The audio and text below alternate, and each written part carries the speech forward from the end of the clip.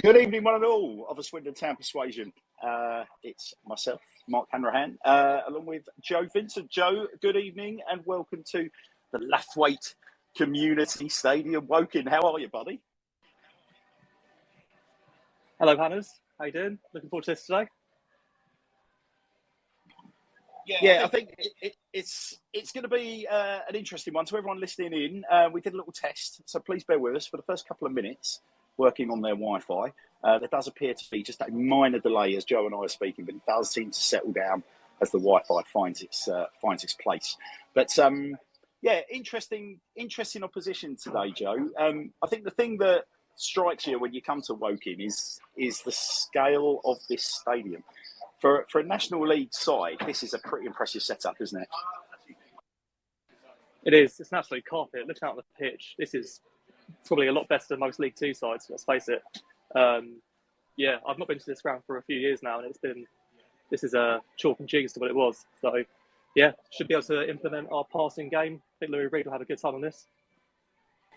Yeah, so you've got how best to describe this for those of you listening in. Unlike our friends up the A420, there's 4 stands to Woking Stadium.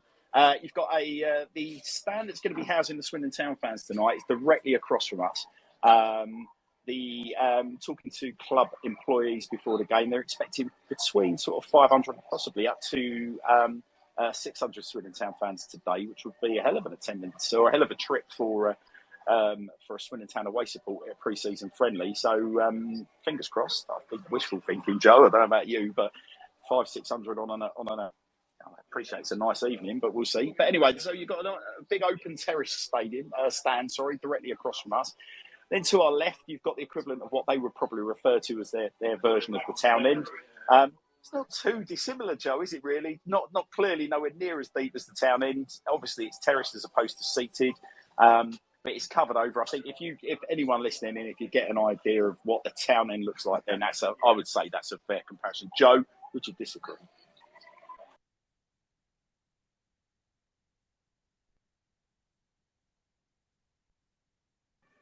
Oh, I'm talking away on mute there. Good start. No, I wouldn't disagree. Town ends, yeah, it's basic British football ground fodder, that is, I'd say. It's a thing of beauty. Opposite, you've got the posh seats. Yeah, so where we're sat, it's the equivalent of sort of Woking's equivalent of the Arkle stand. It's a little bit like the Manor. Whisper it carefully. Because we're surrounded by people of a Swindon Town persuasion. But yes, a little bit like the Manor. It's a long stretch of sort of individual little stands. But collectively, you would argue that it makes up the equivalent of what would be the Arkles back in SM1. Predominantly wooded stand, corrugated roofing, pretty unspectacular. It would certainly be on the watch list if they were going to develop this stand in this stadium. And I'm sure they'll at some point be looking to get rid of it. And then to our right, Joe, it's an absolute... That, for non-league, is impressive, right? So very, very modern structure. Now, for those of you that will remember when the county ground got redeveloped in 1993 and the Don Rogers, effectively as it is now, came into existence, it's kind of what you've got here at Woking. It's a little bit like the setup at Walsall. Fair to say, it's a big banked, big for non-league, banked stand. What would you say, Joe? How many do you reckon that holds? That's probably what, a good 2.5 in there, would you say? Or am I being generous? I've just been counting. There's 2,312 in there, I believe. So, yeah, there you have it. Hey, how about that? So, but collectively, for a National League stadium, this is a really impressive setup. I think the thing that I find most striking, as I stare down at the stadium and get a slightly more elevated look at it, is the pitch, which is an absolute carpet. I mean, it's beautiful.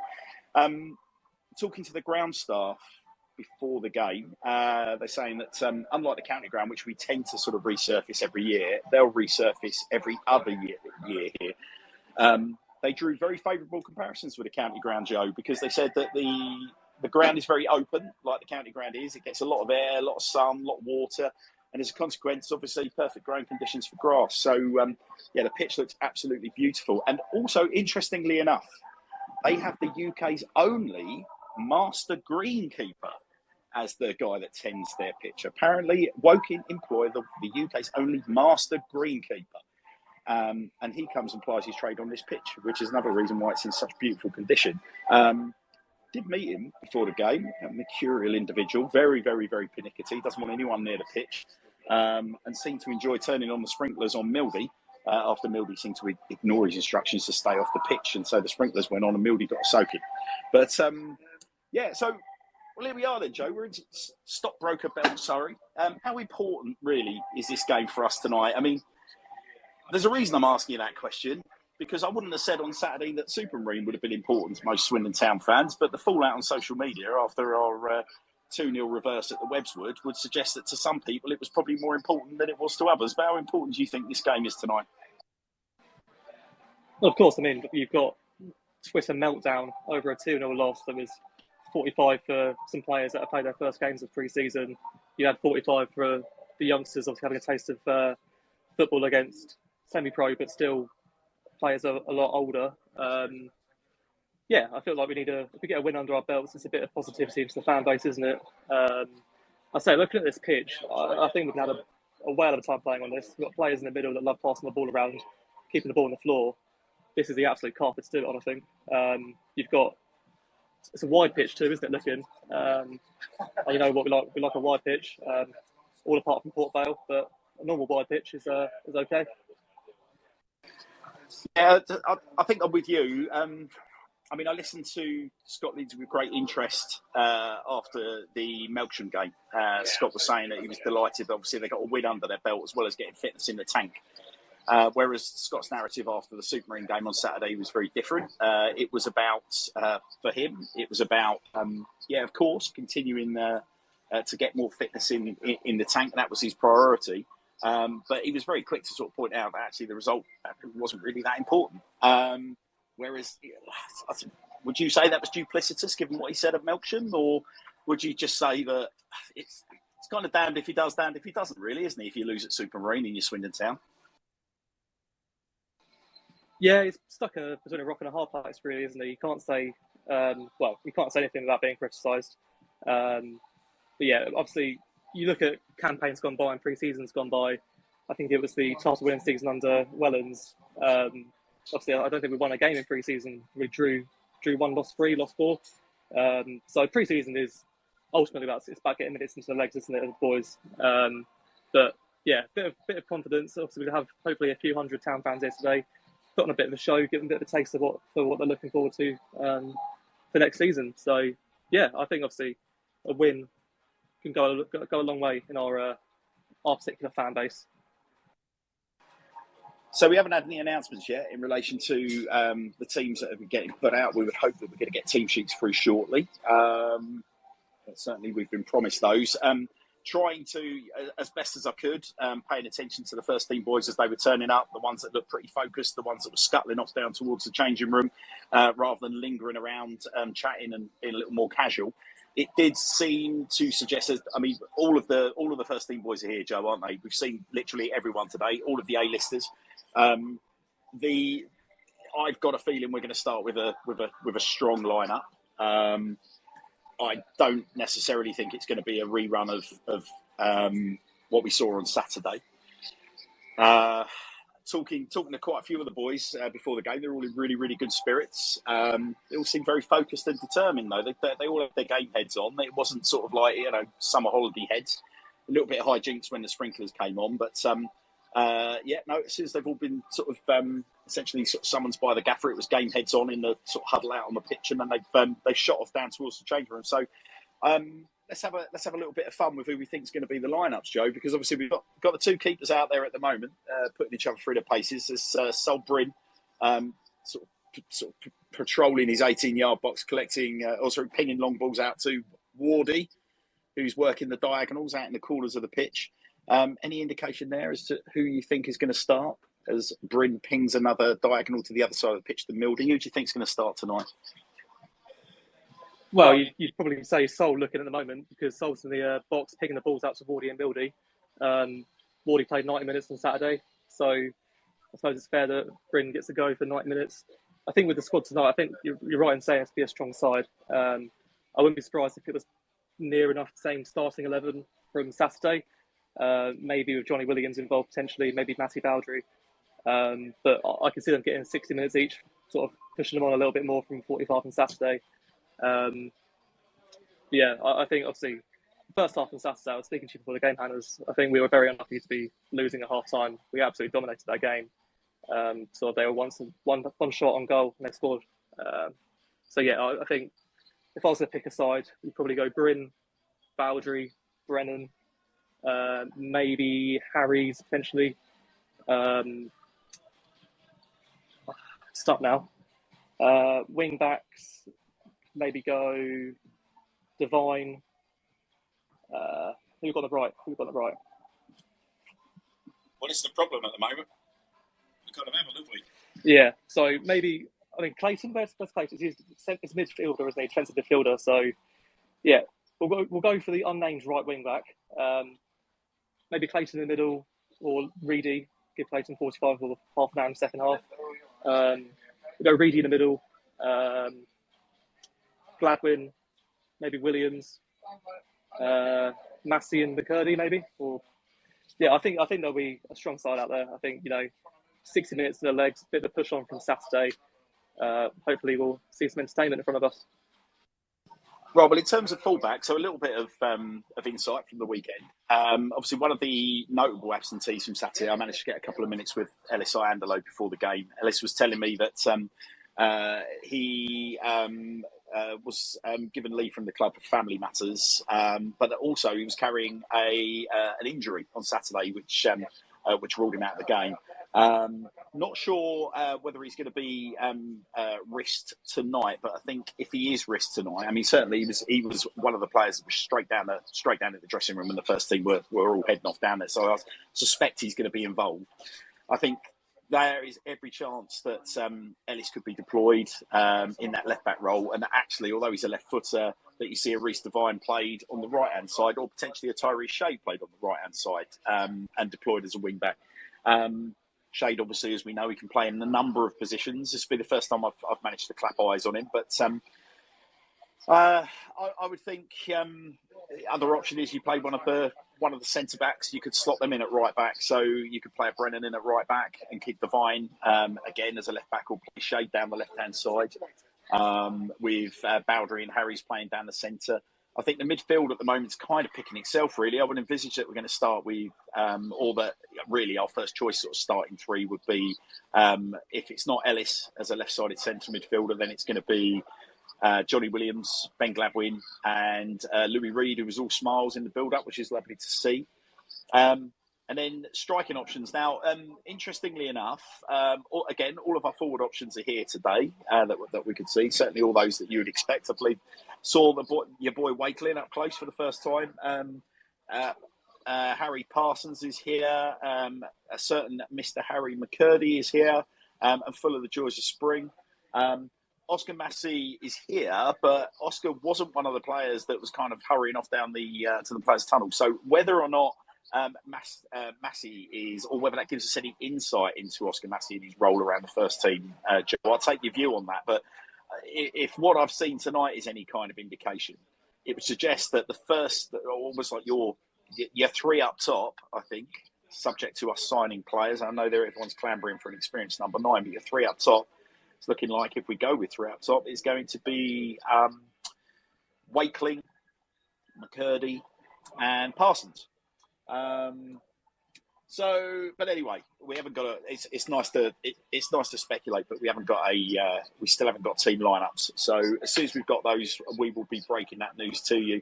You may even get them before us, subject to the Woking media officer, the wonderful Mr. Dave Sullivan, putting the information out on their social channels.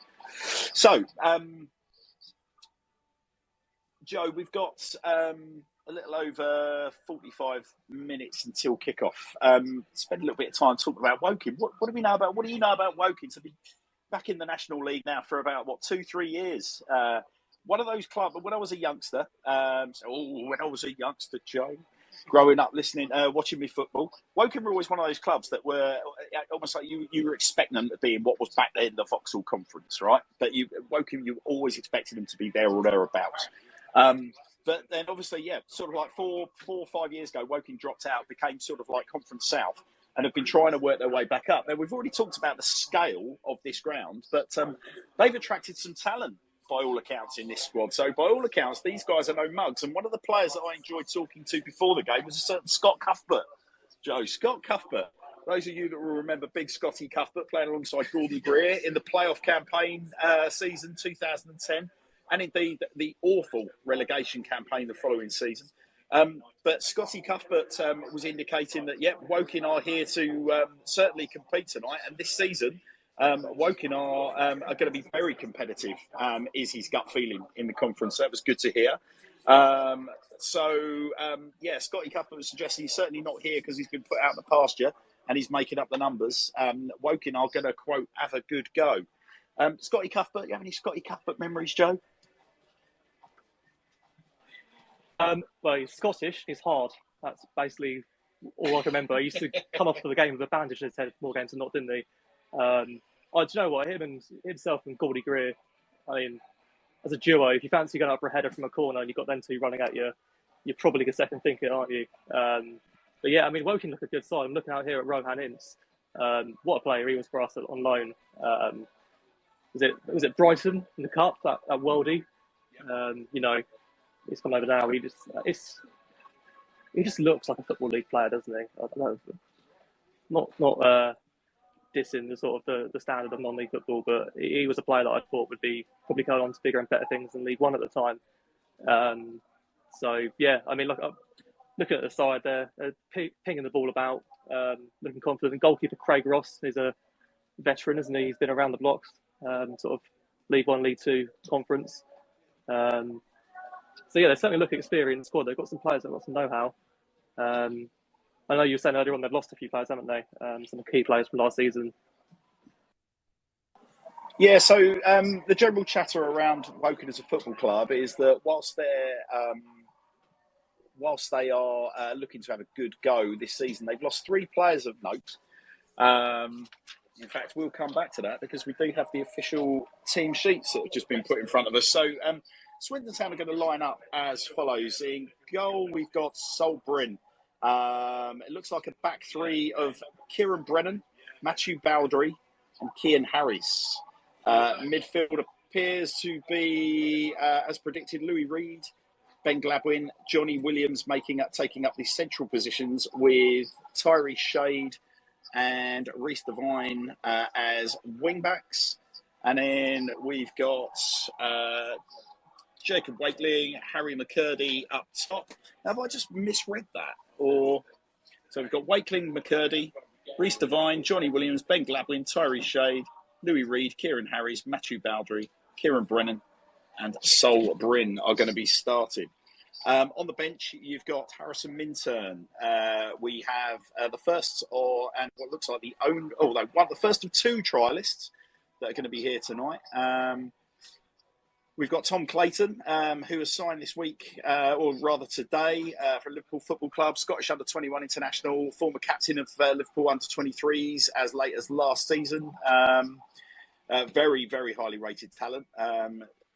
We've got George Calmedo. We've got Anton Zwarzak, Ricky Aguiar, Mo Darbre, Lewis Ward, Oscar Massey. Indeed, Harry Parsons takes a place on the bench along with the final substitute wearing the number 38 shirt, Tom Wynne Davis. So, Joe, correct me if I'm wrong. That does look like we're lining up as a 5-3-2. Does that look about right to you? Yeah, that's what I'm going with as well. I'm sort of drawing it on my team sheet here, like I know what I'm doing. I think we've called it fairly close to really before we send the team sheet. Interesting to see 2 trialists on the substitutes bench. Obviously, we'd assume that one of those is Ronan Darcy. Not naming people where I shouldn't be, am I? But it'd be interesting to see if that was a trialist that was with us on the weekend as well. But I'd assume that most of these boys would get, an hour at least. It's looking like a strong side. Hopefully, we're going to see a lot of them today and entertain 400, 500 Town fans. Going to add some filler conversation here while Hannah's is getting some more information. He's trying to find names. He's being naughty. Anyway, the Woking side, we've got Craig Ross, Dan Moss, Luke Wilkinson, Scott Cuthbert, Josh Pacey, Jermaine Anderson, Rohan Ince, Jack Rolls, James Daly, Rigo Grego Cox, Padraig Amond, that's a name. Substitutes for Woking, Ethan Wadey, Kieran Lofthouse, Tyreek Johnson, Ricky Corboa, Trevor Caborn, Sean Swift. We've got 4 of the trialist family over in Woking as well. But some good signings there for Woking. Reece Grego Cox from Crawley, Padraig Amond. That's a striker at National League level, isn't it? Yeah, it certainly is. I mean, he's not got age on his side these days. I think he's 34-year-old Irish striker, but yeah, he's been a pest over the course of his career. Seem to recall, I think it was last season, wasn't he? Was it last season or the season before? He's managed to notch against us. So yeah, we'll be keeping half an eye out on him. But certainly, I think as you look down that Woking side, certainly Ross is a name that I recognise in goal. I think both Wilkinson and Cuthbert, obviously the 2 centre halves, gives you a solid pairing there. I think you've got Rowan Ince, obviously will be powerful in centre midfield. James Daly is also a player, I believe. James Daly is coming from Stevenage as well. And obviously, Paddy Amond up top, is always going to be a goal threat, but there shouldn't be too much there to concern us if we're going at this full pelt. Now, I'll tell you what was interesting, Joe. I've never heard a manager talk about. Now, I'm not a sports scientist, but I've never heard a manager talking about deliberately putting his team into games fatigued, which is what he was talking about in terms of the level of performance that the guys gave against Supermarine. So, by all accounts, it was a deliberate thing. Worked them super, super, super hard during the week, put them into the match themselves, but are already feeling a little bit fatigued. I mean, you tend to sort of think you're going in at match day and you're at peak fitness. You know, you've got your tank is full, but clearly not the case. Obviously, this is pre-season, so it's a little bit silly season, which is one of the reasons why we don't take results that seriously.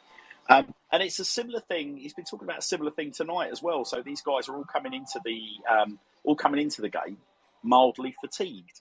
Have you got any insight as to why they would want to do that? Because, again, for me, that was total out my comfort zone when I heard that patter. Yeah, I think, obviously, you look at the big clubs. I know Man United and Liverpool played each other today in Bangkok. The clubs who choose these places, don't they? Hot, muggy places. It's awful for the players to work in, but it really pushes their body to the max, doesn't it? So I think, think about sort of weightlifting and gym work in general. It's all about pushing your body past and through fatigue, isn't it? So I can understand it. Again, I'm not a sports scientist, so I'm probably talking absolute rubbish. But yeah, I can see sort of what they're trying to do. We haven't got the facilities in the middle, obviously, to go to these places, these hot sort of warm weather camps. Not that we need to say, because it is sweltering up in this press box. But I think pushing their body past fatigue hopefully builds the muscle. As I say, I can't imagine I did too much work yesterday in training. I'm looking over to Arch, who was around training yesterday, to see if he's nodding or smiling. But I think a bit of fatigue builds some muscle. Hopefully, gets the meat on these boys and pushes on to be ready for the season. Now, obviously, the Swindon Town boys are out now in front of us warming up, and I am just doing a little bit of spotting as to that. Looks like that's going to be the starting lineup, doesn't it? One player who's in there, who I don't believe is on the starting lineup, is our boy Ellis Iandolo, who is there working out with the first team, very much like he's about to. He's expected to be going out on the pitch, but he's getting a right old sweat on. But again, whether that's just whether he's a late addition, a late change in, or whether he's going to play any role, so that's certainly something, Joe, that we'll keep an eye on. But I think it would be about time that we say hello to the voice of Swindon Town commentaries, Andrew Hawes. Andrew, hello. Good evening, good afternoon. How are you? I'm all right. How are you finding doing an hour build up without an interview to fill it? Yeah, it's well. Listen, I mean, when we said that we were going to do this, it was like, I mean, I've done some summarising before with your predecessors. And it's hard, isn't it? Like, to just constantly keep talking. I mean, we were saying like a few people contacted us saying, "Oh, get on a little bit earlier. The boys will be out warming up." I was like, "Well, half an hour should be plenty." But we've chosen to give ourselves an hour. There's only so many ways you can say they're being stretched or running around. Yeah. Although to be fair, I don't think you were stretched at the moment. Yes, big Ricky McFarlane is certainly putting the boys through their paces. We were just saying, Andrew, it's interesting seeing Ellis Iandolo out there. Bearing in mind this is pre-season, Ellis was saying to me before the game, he was carrying a knock ahead of Saturday, and there were also some family issues that needed attending to, which is obviously not for us to be commenting on. But nonetheless, we send our best wishes to the Iandolo family. But he's out there and he's working. He's getting a good old sweat on, isn't he? Yeah, no, well, it's a long way to come though for a warm up, Andrew. Yeah, absolutely. It is. To be fair, you'd also get a good sweat on if you were. What was I going to say? If you moved about 15 feet in this thing in any direction slowly, because it's just so humid. But no, they're working out. So he wasn't at Superman, so it's good to see him here. Presumably his involvement in this pre-season won't be too far away. It's always why when players get injured in pre-season, just because you've got all that. There's so much of that kind of building you up for the season will come to miss out on that. It's not much time, so I'm sure. Yeah, particularly if you're Ellis as well. But if there's one player that would want to get through a pre-season sort of schedule totally unscathed, it's Ellis Iandolo, isn't it? Yeah.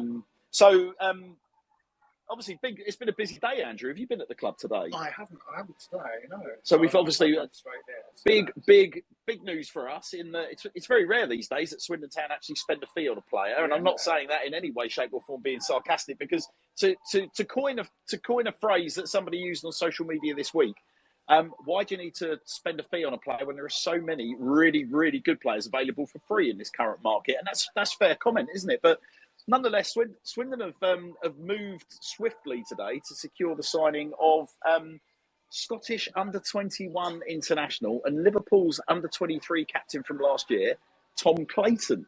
It's an exciting signing, isn't it? It's great pedigree, Andrew. Yeah, no, it is an interesting one because it sounds like he can play a lot of positions as well. Right back, centre backs, and centre midfield. So he's done those. You assume there's a bit of kind of maturity and leadership if Liverpool give him the armband even at that age. So and the fact they have been prepared to pay a bit of money for him, give him a 2-year contract, hopefully means they think he's of use now and they can develop him as well. But it is unusual to pay a fee here. If you spend smartly, you can do well. But it is a bit of a commitment to go out and say we will pay Liverpool money. I can't imagine it's too much, but we will pay to make sure that we get hold of all the players. And so when the Bosman market is flooded like never before. So, and it's obviously an undisclosed payment at the moment. But I mean, I'm gonna suggest, Andrew, if you're Liverpool and you've let your under-23s captain come to Swindon Town, then there's going to be a fairly hefty sell-on fee there, you would imagine. I would think without knowing the details, there must be a chance that Liverpool can't recoup some of that investment if he does kind of come on and develop and to move back up the divisions, but Swindon or elsewhere. Well, so this is going to be, in many ways, for Swindon Town, Andrew, looking at the quality of tonight's pitch, this is almost going to be a little bit of a home from home for Swindon, isn't it? Not too far for our fans to travel. I think the estimations that some of the Woking employees were telling me that they're expecting 500-600 plus Swindon fans, I think is probably over-egging the omelette somewhat. But beautiful playing surface, reminiscent of the county ground pitch, isn't it? So, and has been beautifully watered. Certainly from that point of view, do you, you're going to be envisaging that we're going to be looking to get the ball down and zip this around a bit tonight? I would absolutely. It's worked or not really. To try and get it down and pass and play. The surface, as you say, is certainly going to help. They've looked after that pretty well at Kingston. You're talking about their sort of lineup as well. It does look like there's a little bit of money to spend here, doesn't there? I think. Yeah. So they're going to quietly fancy their chance of having a decent National League season. So that hopefully makes them reasonable standard opponents as well. So touch wood, it is a kind of valuable workout that Swindon will get. Well, I'm glancing across, Andrew, at their team. You would certainly. I mean, they don't look like an ungainly bunch of non-league chances, do they? These guys look they're all wearing their, they've all got their GPS tracker vests on. They look like a team of athletes, don't they? These guys. It doesn't look like. You'll remember, Andrew, a few seasons back we had Torquay at the county ground. Do you remember Rene Hauger, who was playing up front? Yeah. And someone once turned to me and said, "You get away with being that kind of size." And I don't want to mention a certain Mr. Sweeney at Exeter, but I certainly will now. I've done it. There are certain players that sort of indicate that you're moving a little bit further down the ladder. Looking across the pitch at our opposition tonight, I don't get the impression that these guys would fit that bracket. These guys look like a proper team of athletes. Yeah, no, I think I'm looking down this, and I'd say off the top of my head, and I'm open to correction, I think at least 8 of these have played the Football League, possibly 9. So looking at obviously Rowan Ince and Scott Cuthbert you recognise, but James Daly was with Ben Garner at Bristol Rovers and Stevenage last season, I think. Gregor Cox, I think we talked about earlier. Jack Rolls, I'm pretty sure I saw play for Cambridge against Swindon. I think on loan. That might have been the Phil Brown era, but I'm happy to stand corrected because I haven't put that off the top of my head. So yeah, there are most of this lot have played at some League 2 level at least. So that makes it a decent workout. I think. And like I said, most of the National League is full time now, for better or worse. I think if you're feeling very well, I think if Chippenham had somehow gone up, I mean the gap they would have had to try and bridge where they were is absolutely massive. I think when you're playing, Notts County, Wrexham, Scunthorpe, lots of sides that descended down from the Football League have a decent experience. So I'm not believing the conference is as good as League 2, which people like to say, but it is eminently more professional than the days when working with their very pomp Jeff Campbell as well. They're beating this one. So you raise an interesting point about the Nationwide League and the kind of clubs that are down there. To what extent do you think that some of the sort of concerns that Swindon Town fans have got coming into this season is sort of fed by the fact that they're looking over their shoulder at Notts County? Let's literally go through the sides. If you work your way down the National League, I mean, obviously last season Grimsby have come up, but you've had Grimsby down there. These were teams that at one point, some of the some of the sides that we're talking about, we were comfortably playing, in the second tier, third tier of English football. And there is Notts County are a great example, aren't they? Of a club. There is no club. You wouldn't look at Swindon Town and say we are too big to be in the National League. So unfortunately not. No, I mean there are plenty of clubs that have gone that way. You mentioned the people at the A420 at the start.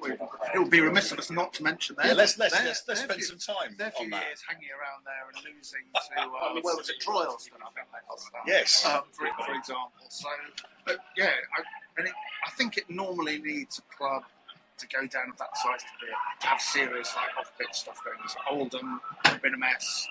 Oldham and Scunthorpe last season are two good examples, not the two smallest clubs in the division, but again, real off-pitch problems. I think Notts County has always been a bit kind of chaotic and changed managers a lot. So, but it doesn't take that much to go wrong for a team of Notts County size or Wrexham size to go down there and to not necessarily get back up. I mean, Tranmere found that hard work to get back up as well. So.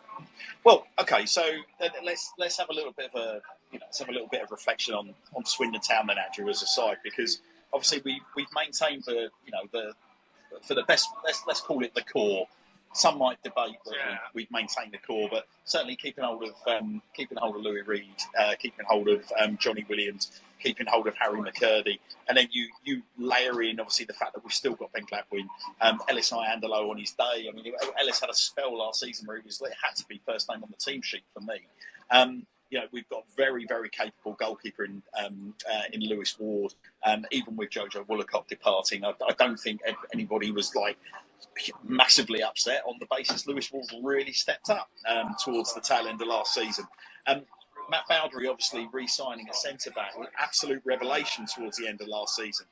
And the gaffer has started to add to it. But interestingly, the gaffer's added a certain type of player, Andrew, hasn't he? Sort of young, seemingly very, very fit, very aggressive sort of player who's going to be able to press really hard. do you think? What's your gut feel? I appreciate we've still got a while to go. What's your gut feeling as the season's shaping up, Andrew? Where do you see this Swindon Town team going? Good question. I think there's an obvious concern about striker at the moment. So, or who plays alongside McCurdy at this point, because they've been pretty sort of consistently kind of 3-5-2. Because that, you look at that at the moment, you're looking at a group of very inexperienced players. So I guess it's kind of defined to some extent by how good the strikers are they bring in, the quality of the strikers they bring in. There's obviously a lot of kind of youth. I think you look at the kind of centre back recruitment. It appears there's a pretty consistent sort of theme there about bringing in players who are comfortable on the ball, who like bring it out. Brennan certainly does. Harris has talked about that. We know Baudry can do that. So perhaps you're going to accept it's going to be fairly similar to last season in that they will take those risks and play out to the back. I'm kind of quietly hopeful, but I think lots of people said it still depends on how the rest of the window goes and that. As inevitable to accept this stage. I think that it's an interesting one, isn't it? But in the forward department in particular, because we've got a lot of our supporters, particularly on the social channels, are clamouring for like an experienced number 9 to come in. I'm not sure that he's necessarily setting up for an experienced number 9. He appears to be setting up with a very, very, very mobile front 2 or front 3.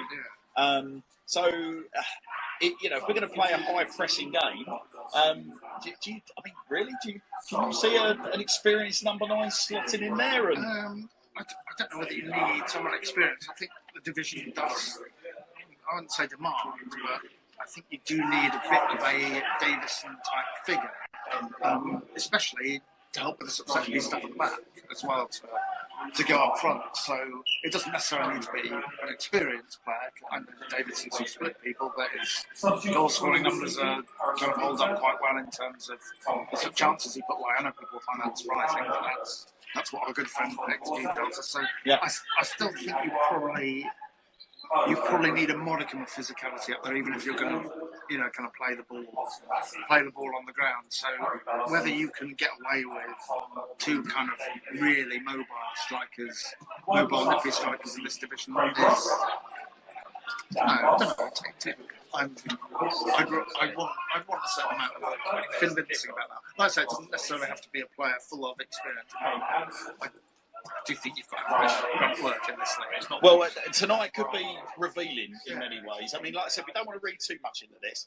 but he's starting with those 2 very, very mobile lads up there today, ably supported by lots of guile and craft behind them. So it's very hard to explain why, but there's something quite like about Wakeling so far in terms of kind of energy. I think he does look quite quick, so I'm quite interested to see how he develops over the course of the season. Yes, aren't we all? Well, Andrew, thank you very much. Thank you so much for such a ginormous chunk of your time. No worries.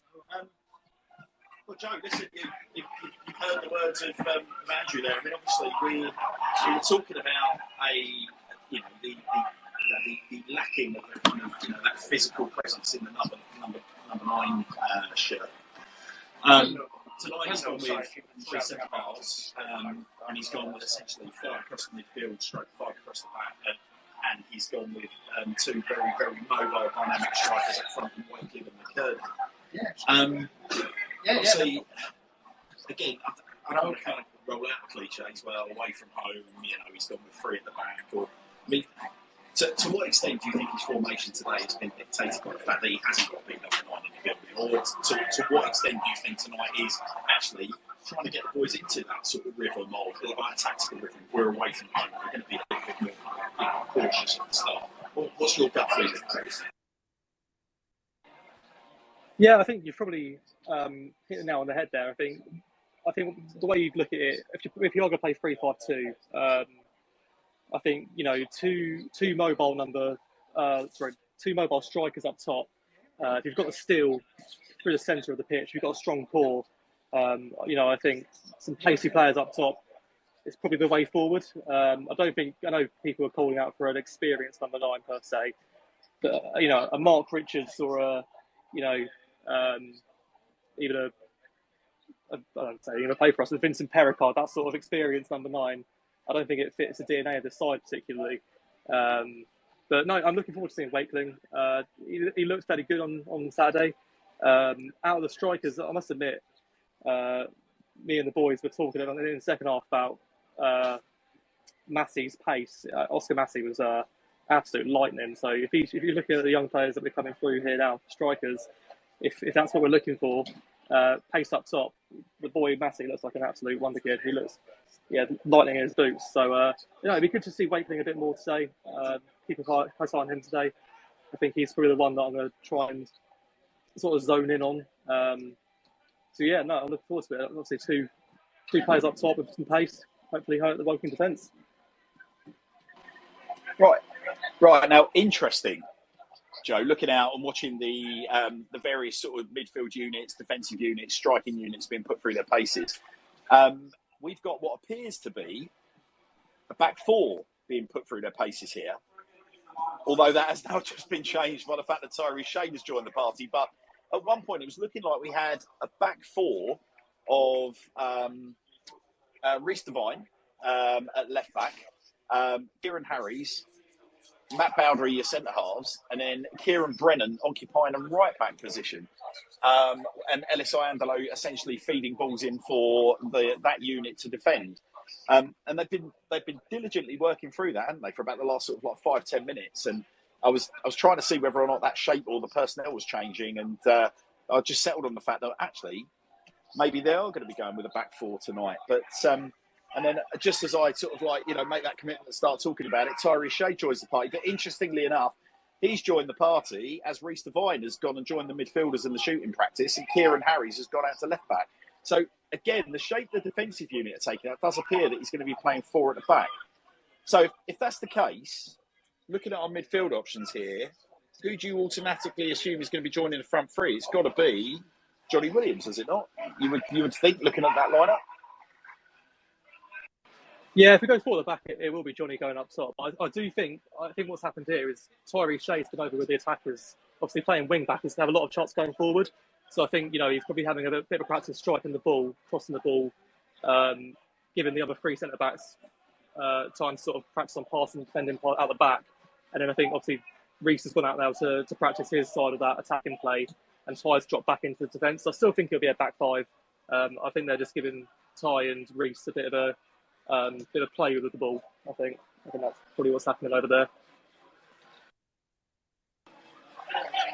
Yeah. Well, I mean, certainly we're going to know once the whistle goes. But certainly, as I say, we'll just remind you of the starting lineup. So Swindon Town have announced that we will be starting with Solbren in goal. We have Kieran Brennan, Matthew Bowdery, Kian Harris, Louis Reed, Tyree Shade, Ben Gladwin, Johnny Williams, Reece Devine, Harry McCurdy, and Jacob Wakeling will be your starting 11. And on the bench, substitutes are Harry Minton, Tom Clayton, George Calmedo, Anton Dworzak, Ricky Aguiar, Mo Darbre, Lewis Ward, Oscar Massey, Harry Parsons, and Tom Wynne Davis, with 2 trialists. We looking at the bench, it would appear that one of them is Ronan Darcy, who's been a fixture thus far. But it doesn't appear that the other trialist played a role on Saturday. Now, I did try to get some information out of our Swindon Town colleagues, and unsurprisingly got given short shrift whilst we're trying to work out who the other trialist is. But certainly, if it is anyone that we recognise from Swindon Supermarine on Saturday, we will be sure to give you the nod. So let's have a. I mean, we're still a little way off the start of the season, but what's your gut feeling? It's not a bad start for us, is it? Really, when you think about sort of fixtures that we would want to be going for. Now, I appreciate most clubs at our level have a complete overhaul in the summer, and there's certainly going to be a lot of comings and goings. Talk about our first 2 games: Harrogate away, Salford at home. Certainly not 2 clubs that we want to be kind of that would hold any kind of concern for us to be opening our season with. No, I think obviously Harrogate away is it's a good start place. Salford, you'd expect to be investing fairly heavily into the playing squad this season, so they're sort of a bag of tricks really. You don't really get with them, do you? Yeah, obviously 2 winnable games you'd like to think, wouldn't you? Yeah, I think so. I mean, similar it's similar to pre-season, isn't it? It's similar kind of cliches. Your first sort of few games of the season, you can have an argument. It's a double-edged sword, isn't it? On one hand, you can turn around and go, well, the results just aren't important because fundamentally, it's still too early in the season for it to really matter. But at the same time, it's you talk about Scott Lindsay has talked a lot about a winning mentality. Like he's going to want to get us off to a flyer, isn't he? He's going to want to get us off to a flyer. Interesting, Joe, just indicating to me Ellis Iandolo again continuing his workout. Now the rest of the team have gone off down the players' tunnel. Ellis has stayed out, and Ricky McFarlane, the fitness and conditioning coach, is really putting Ellis through his paces up and down the touchline, doing shuttle sprints. So I think that pretty much answers the question, doesn't it, Joe? I don't think we're going to be seeing Ellis tonight other than just pure fitness. It'd be interesting to see whether he takes up a position on the bench. Obviously, it's a friendly, so it's not like he's going to be breaching any regs if he does end up sort of taking a seat on the bench. But at the moment, it does look like he's in pure fitness gear, doesn't it? It doesn't look like he's going to be playing a role at all.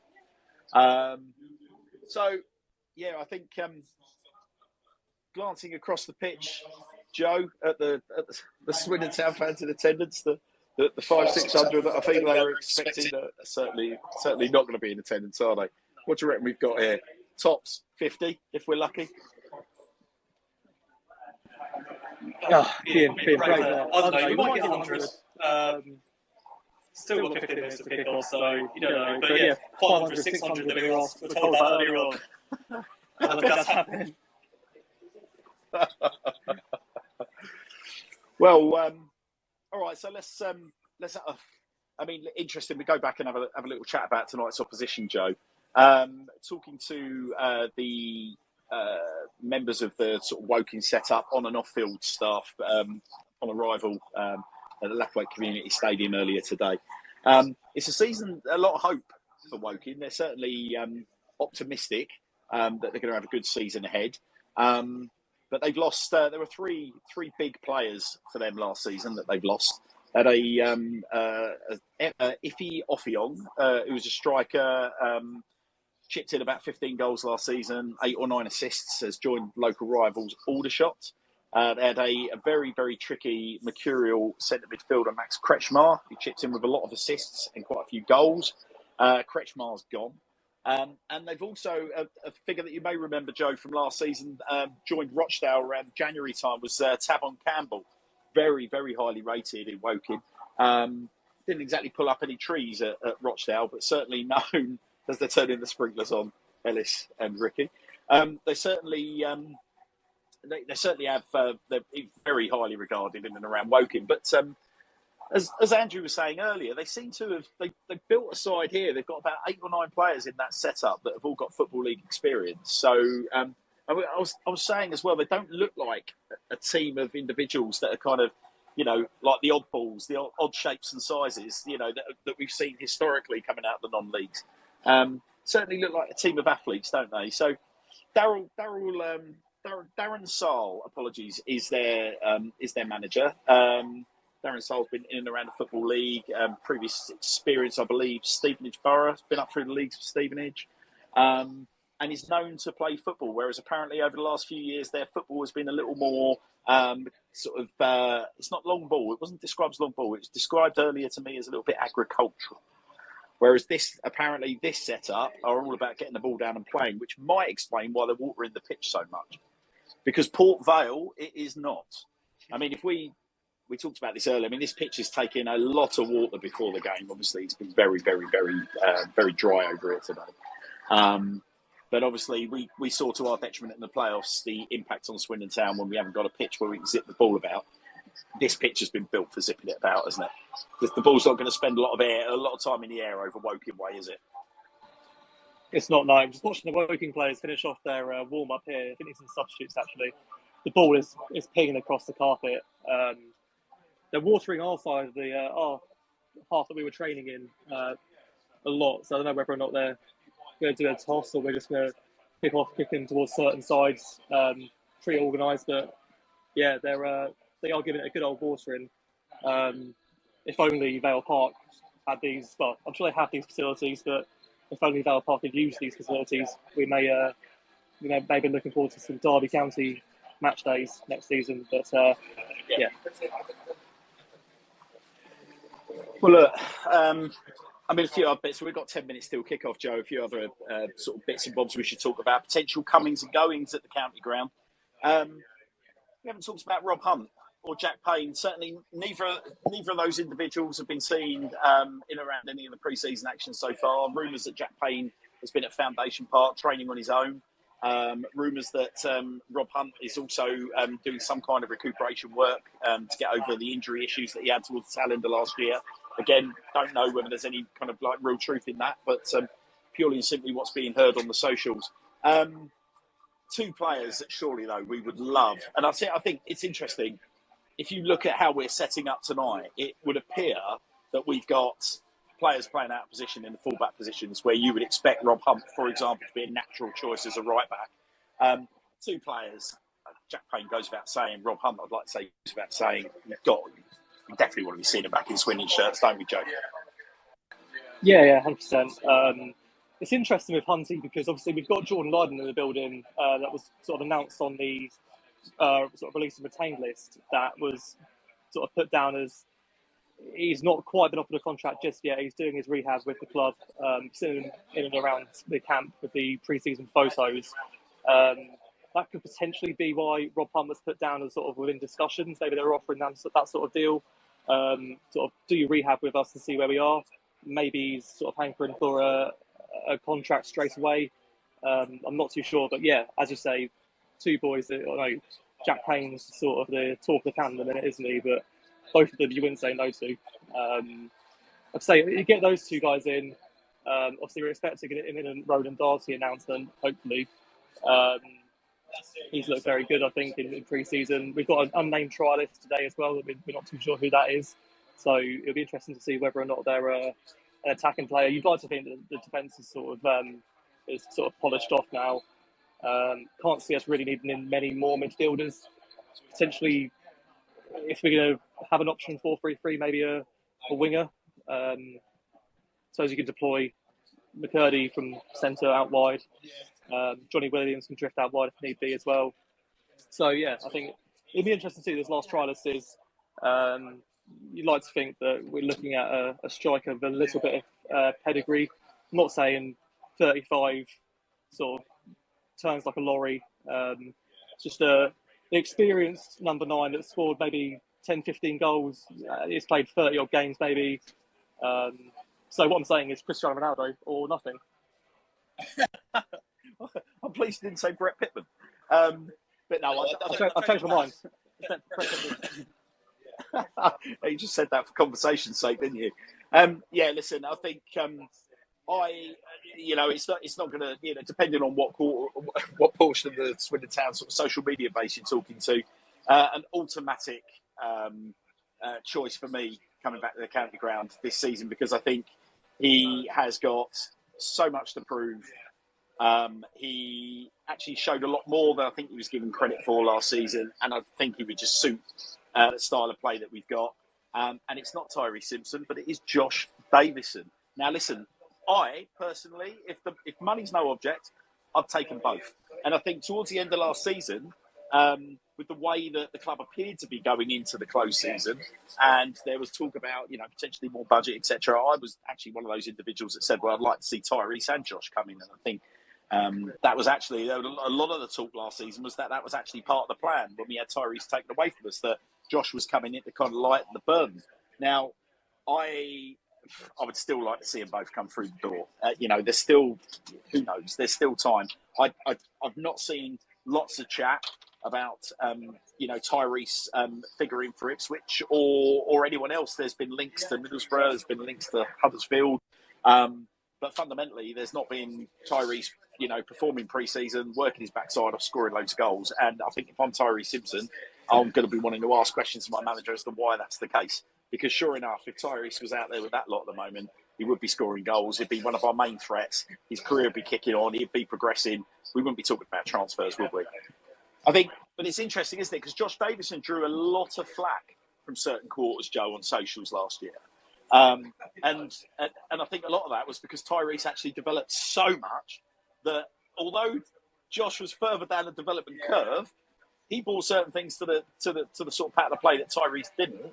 But I think the overall package, people were like, well, if I had to go either or, I want Tyrese. But Josh Davison, do you understand why I personally would clamour for him to return, Joe? Yeah, absolutely. I know Ty, if he's listening in, will be absolutely beaming that you're waving the Josh Davison flag. Obviously, was it 9 goals he scored, 10 goals? He was clearly a very, very good player. He's still very young as well. I know he was a big boy. He's still got a lot of improvement still. Obviously, he's got some room for, obviously, I'd say get bigger. I don't think he can get bigger. I think he's already a lump as he is. But certainly his finishing, I think if he can finesse that, maybe a little bit of link-up play, but that's going to come with playing men's football, It's going to come with playing games of football. But yeah, I think out of the two, maybe Tyrese Simpson, but if you could put me in one player and give me a Tyrese Davison, I'd snap your hands off. Tyrese Davison, there's a thought. Okay, so here we are, 4 minutes to kick off, and the teams are taking the pitch. We've got referees and his assistants lining up just in front of us here. We've got Ben Gladwin, Sol Bryn, Matthew Baldry, Rhys Devine, Cian Harris, Louis Reed. Who else we got? We've got Luke Wakelin out there. We've got Harry McCurdy. We've got Tyree Shade. Who am I missing? Who am I missing? No, I think that covers them all, doesn't it? Cian Brennan as well out there completing the lineup. So, pretty disappointing crowd, Joe, to be fair, as he glance around. And look, I know we're only talking about pre-season, but I don't think Woking are going to be particularly impressed, given that they seem to be suggesting they were hoping for about 500 Swindon fans. I think we're lucky if we've got 500 in the ground at the moment.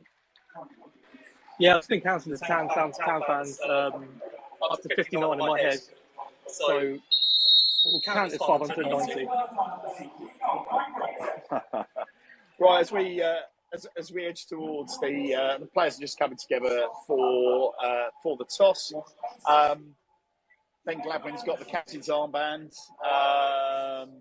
It's looking like how are we shaping up then? So it is looking like they're starting with 3 across the back, and it's Cian Harris, left centre back, Matt Baldry in the middle, Cian Brennan on the right, and then sat directly in front of them, you've got Louis Reed.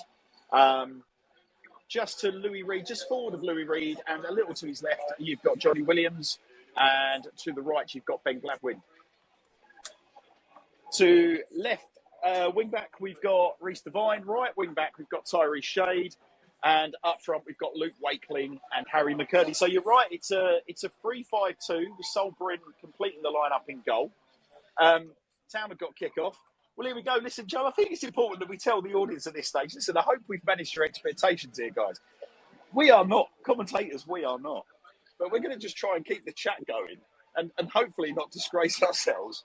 But for those of you that have been with us from the start, please understand that Sir Tom Broadbent Lounge is a Swindon Town fan Twitter space, and it doesn't represent the views of Swindon Town Football Club or indeed Sir Tom Broadbent. It's for the fans, by the fans, guys. We are going to try and get as many of your questions fielded as the game kicks off in front of us. We're going to try and get as many of your questions fielded. So if you've got anything that comes to mind that you want asked during the game, consider we're just like a couple of lads sat down the pub, but instead of being sat down the pub, we're sat on the touchline watching our beloved Swindon Town playing the ball from right to left across the 18-yard box. Got Cian Brennan in possession, slips it inside to Matt Baldry. Baldry knocks it just into the centre of midfield to Louis Reed, who puts it out to the wide left position to Cian Harris. Plays it forward to Harry McCurdy with a neat little layoff. Louis Reed attempts to spray a diagonal across the Tyree Shade, gets intercepted and the ball falls to Scott Cuthbert, who plays it back to his goalkeeper. Woking in possession, playing a long ball forward, which Matt Bowdry allows to run through to Sol Bryn. So lively start, Joe. Lively start. Swindon Town certainly looking to get the ball down and zip it around. Kind of pretty much as expected, really. Yeah. I'll start to say right now, I'm completely out of my depth. I don't know what I'm doing, but I'm going to have fun. So, yeah, thank you for having me on here today, Hannes. You're a brave man. You're a braver man than most. That's a nice ball over the top from Harry's. Over to Devine. He's looking for a ball. Put it past Johnny Williams, just intercepted there. Let's get a bit scrappy in the corner flag. It's headed out for a throw-in by Woking. Throw-in to Town. Yeah, I think, bright start from Town as Johnny Williams picks it up wide on the left-hand side, plays it back inside to Harry's, who knocks it on to Bowdry. Bowdry comes inside to Louis Reed. Town enjoying certainly the lion's share of possession so far. When they're getting hold of the ball, they look like the more industrious and certainly the more creative, as Louis Reed spins the ball out to Reece Devine on the left-hand side, but the ball breaks forward for Woking, who've got a chance to counter. Bowdry takes the Woking striker out wide left as the ball's played back into the Woking midfield. Slow, steady build-up, lots of tidy little 1-2s. Woking retaining possession, looking to let the ball do all the work for them at this stage. Tidy little sliding challenge from Reece Devine. Swindon have got possession back with Kieran Harries, who slips the ball forward to Harry McCurdy, who breaks over the halfway line. McCurdy taking the ball out wide, diagonal right to Tyree Shade, who's overlapping. McCurdy nips the ball forward. Scott Cuthbert will see that out for a Woking goal kick. It's a really nice attacking intent, Joe. The patterns of play that we're seeing so far, the way that Swindon are looking to kind of get the ball forward, they're not, they're certainly playing through the third. Scott Lindsay was saying, as part of his mantra when we interviewed him last week, that his team are going to play kind of high tempo and play through the thirds. And so far, that's what we're seeing, isn't it? It is. That was a lovely little piece of play by Harry McCurdy there, bringing the ball over halfway, just looking for Tyree Shade on the overlap. But it's been a lovely start, as I say. Woking on the attack here. Good out wide right. Just the centre. About 25 yards out of shot. Just over the top. Always rising. That shot is the equivalent of, I hope someone's sort of guarding their point in the County Grand Hotel beer garden, because that was not threatening Sol Bryn between the sticks for Town. So goal kick to Swindon Town. We have got just under 4 minutes on the clock. I'm not going to lie, it feels like we've already been here for an hour. God bless Andrew Hawes and what a job that he does, because this is not easy. But nonetheless, we're having fun, right? As we say, as Ben Gladwin picks the ball up wide right, plays it back towards Kieran Brennan, knocks it inside to Matt Bowdry, who plays it back to Sol Bryn. Again, confident possession play at the back. Bryn plays it forward in the central defensive midfield position. Is Louis Reed, picks it up, plays it inside to Kieran Harries wide on the left, and McCurdy picks it up. Threatening position just outside the D. McCurdy just losing possession to Woking, who now counter with Grego Cox, the Woking number 9 on the left-hand side. Dinks it inside.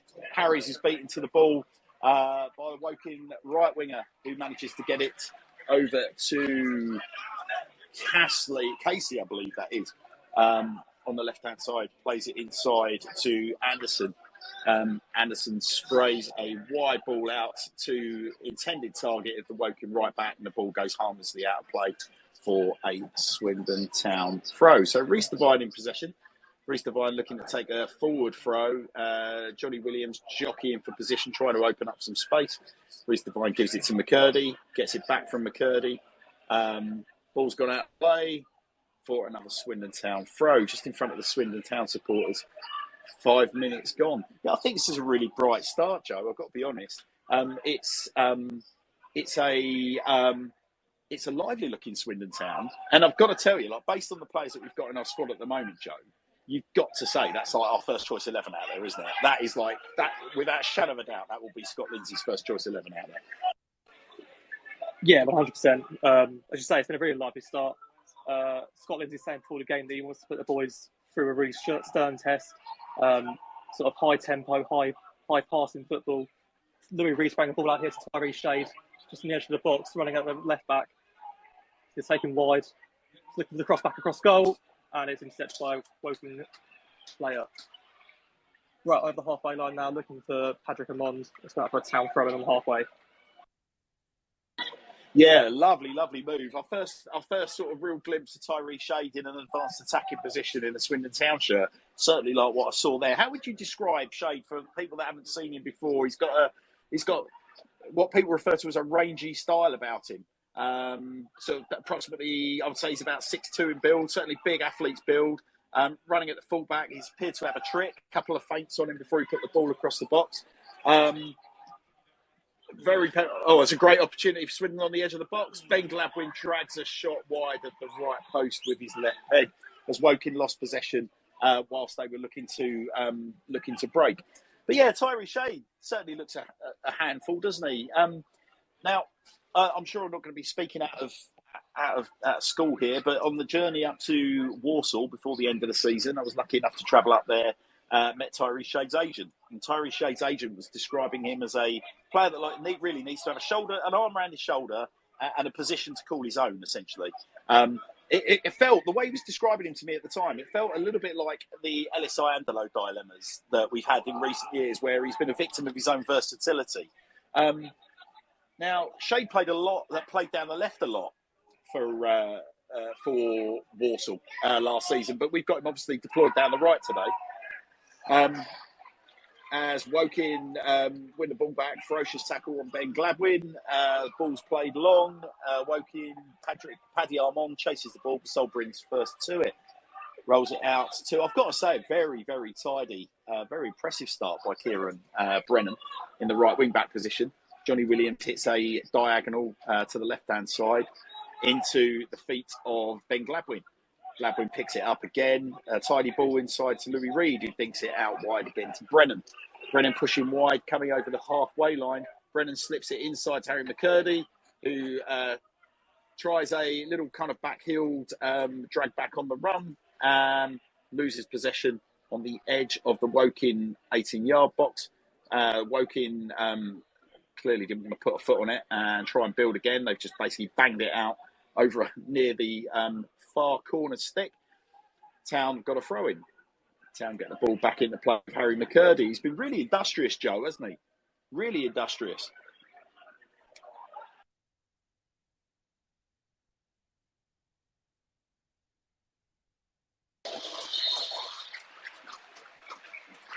As we appear to be experiencing a couple of little technical issues, just as the Woking keeper has pulled off a cracking save. I think that was from McCurdy, Joe, from close range, was it not? I'm not going to lie to you, Hannah. I was scared about my phone losing connection. What a time to do it. Yeah, I believe there's an overhead kick by McCurdy. There's a point-blank save by Craig Ross, and a pig flew across top of the stand. Okay, so the short corner played into the box. Johnny Williams gets hold of it.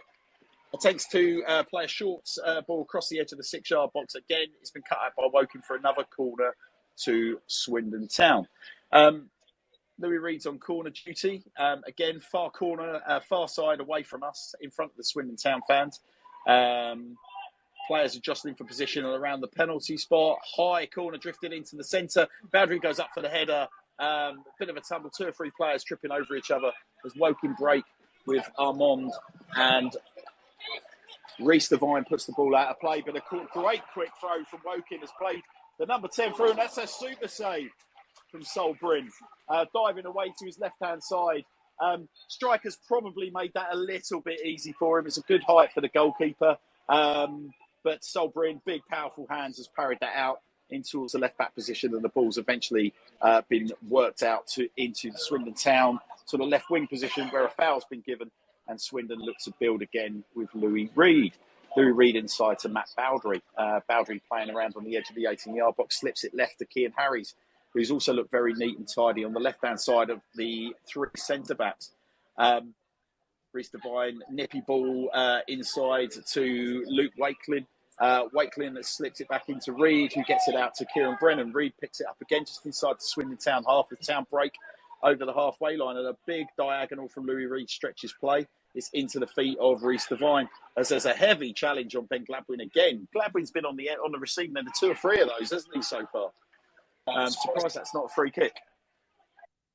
Yeah, give him the benefit of the doubt. I think he did get the ball. He just come through the back of him. Just getting angry text from Chris. We're calling Jacob Wakeling, Luke Wakeling. So we'll apologise to Jacob there. It's totally Jacob. It's not his brother Luke playing. Who's Luke Wakeling? Where did I get that from? Apologies.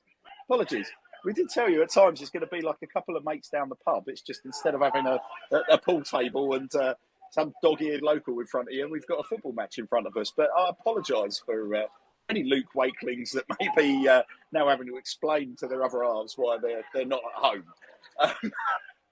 Or anything else along those lines. But no, Jacob Wakeling's actually looked very, very lively, hasn't he? Very, very busy start. And whilst he's not necessarily the classic number 9 holding up for a number 10, he's been lively as Woking pick the ball up on the halfway line. They slip it out into the right wing position. Town looking to get numbers back behind the ball. Fantastically won back inside the Swindon half by Ben Gladwin as Town break over the halfway line. Gladwin on the left-hand side attempts to play it into the feet of McCurdy, who was in line with a penalty spot, but possession's been given away to Woking, who play it long, and the ball rolls through to Sol Bryn as the Woking fans appeal for some kind of indiscretion against them, but I couldn't see any, to be totally frank, as Tyree Shea picks the ball up on the right-hand side, slips it inside to Louis Reid, just inside the D by the halfway line. Moves it left to Kieran Harris, who slips it back towards Matt Bowdry. Classic central centre-back position, hovering by the D, out to Brennan, back to Bowdry. Bowdry probing, looking for movement. Johnny Williams showing for him, but Bowdry goes left to Kieran Harris. Harris out to Ben Gladwin, back with Harris. Kieran Brennan calling for it in the right centre-back position as Bowdry picks it up in the centre, carries it forward 5-6 yards. Slips it now wide to Brennan, who breaks over the halfway line.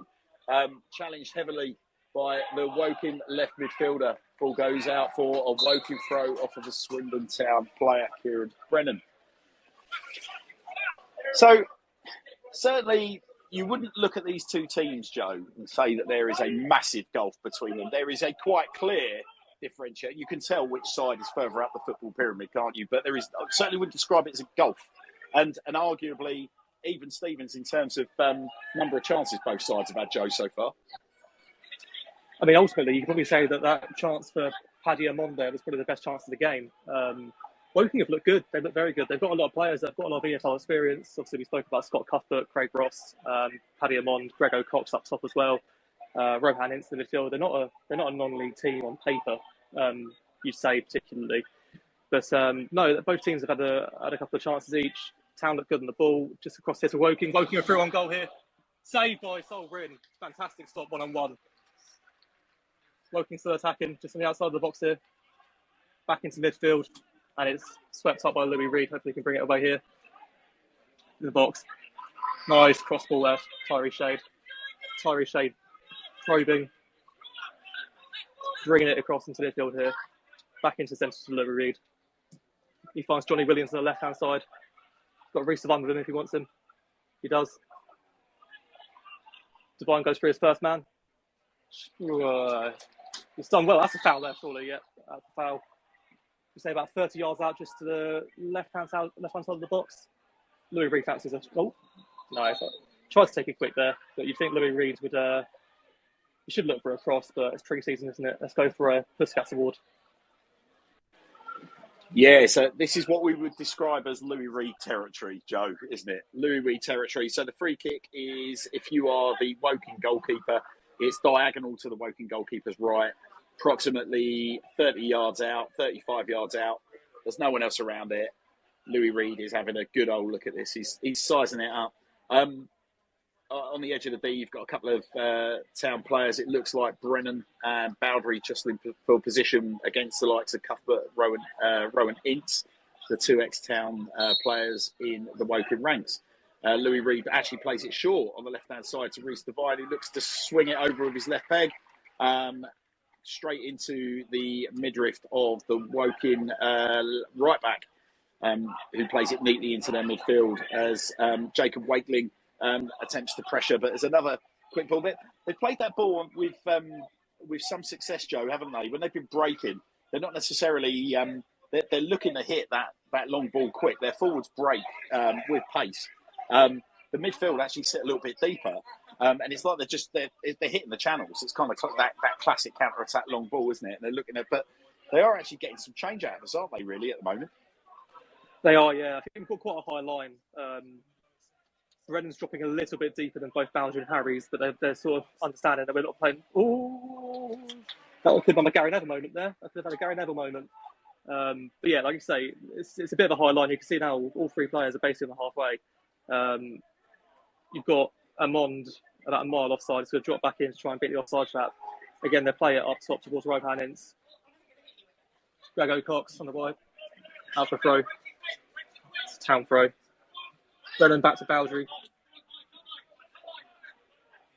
Into centre. 1-2 Lou Reed. Back to Bowdry. Just looking to bring it out patiently here. Sol Bryn's been impressive so far. Yeah, he has. He's looked very composed as Cian Harris gives the ball away in the left back position, and he's beaten by the Woking number 8, who spins the ball across to the edge of the 18-yard box. Louis Reed gets hold of it, tidies it up neatly, gets it out to Tyree Shade in the right wing back position. Shade pushing on down the right hand side, looking for options inside, looking for options outside. Plays it on the outside option to Ben Gladwin, who beats Rowan East. With a neat piece of skill, plays it inside to Harry McCurdy, who's about 25 yards out, dinks it inside to Ben Gladwin, who collides with Scott Cuthbert. And certainly fair to say that Cuthbert came off a little bit better there, seeing Gladwin sprawling. Woking still in possession on the halfway line, left-hand side, as Rolls, the Woking midfielder, plays it, left-back rather, plays it to Scott Cuthbert, who knocks it again inside to his centre-back partner, back to Rolls. Who's probing it almost in the Louis Reed position and just keeping things neat and tidy for Woking, who continue to play football neat and tidy. They're keeping possession well as the goalkeeper decides to put his foot through that one. Straight onto the head of Matt Bowdry on the halfway line. Bowdry with a big header forward. Jacob Wakelin is through one-on-one with the goalkeeper. Squares it to Harry McCurdy. He takes a touch. Harry McCurdy finishes with a plomb. Swindon Town 1.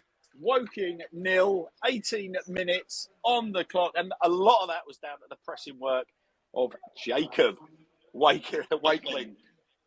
Lovely piece of pressing play from Jacob Wakeling. But again, a lot of that came down to dogged work, it has to be said, in midfield from Ben Gladwin, who certainly lost out an early tussle with Scott Cuthbert, who is now... looks like he's nursing the knock that he suffered in that collision with Ben Gladwin.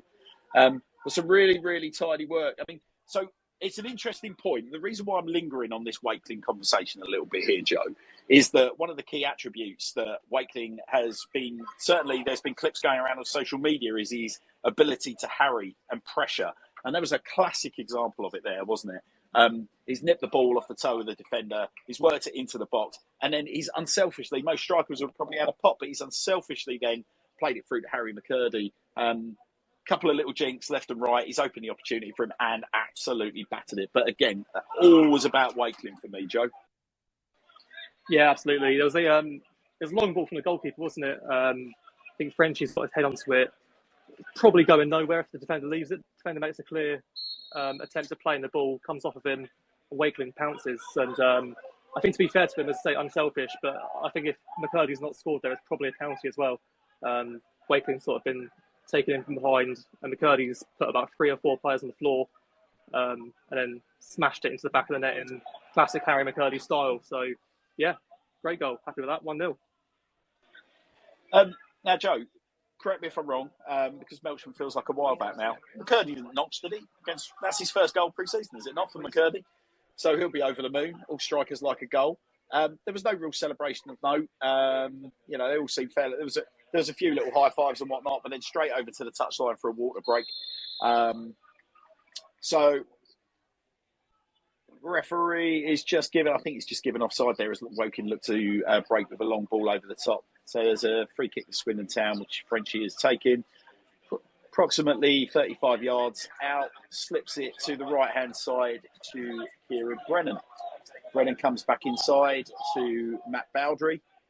looking very, very comfortable on the ball. Pretty much exactly what we were seeing from Bowdery at the tail end of last season. Just looks like a class above so far, doesn't he? Absolutely purring back there. Bowdery takes the ball again off Sol Bryn.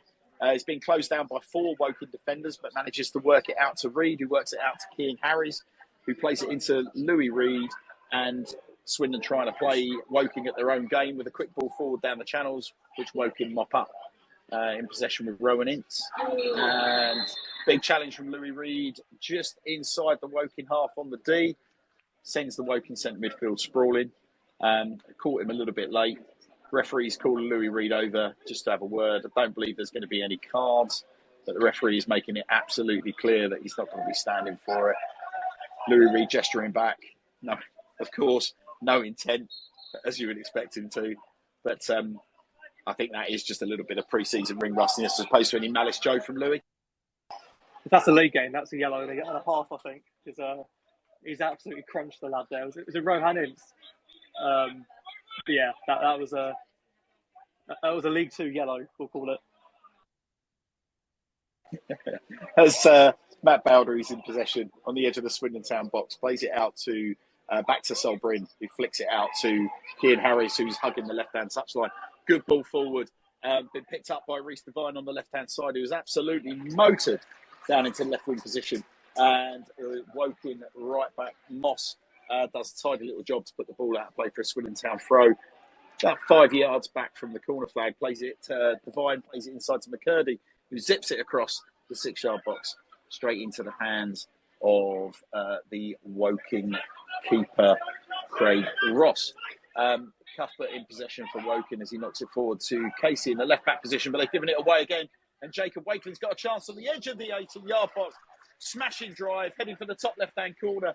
And Craig Ross has pulled a beautiful stop out there to send it out for a corner.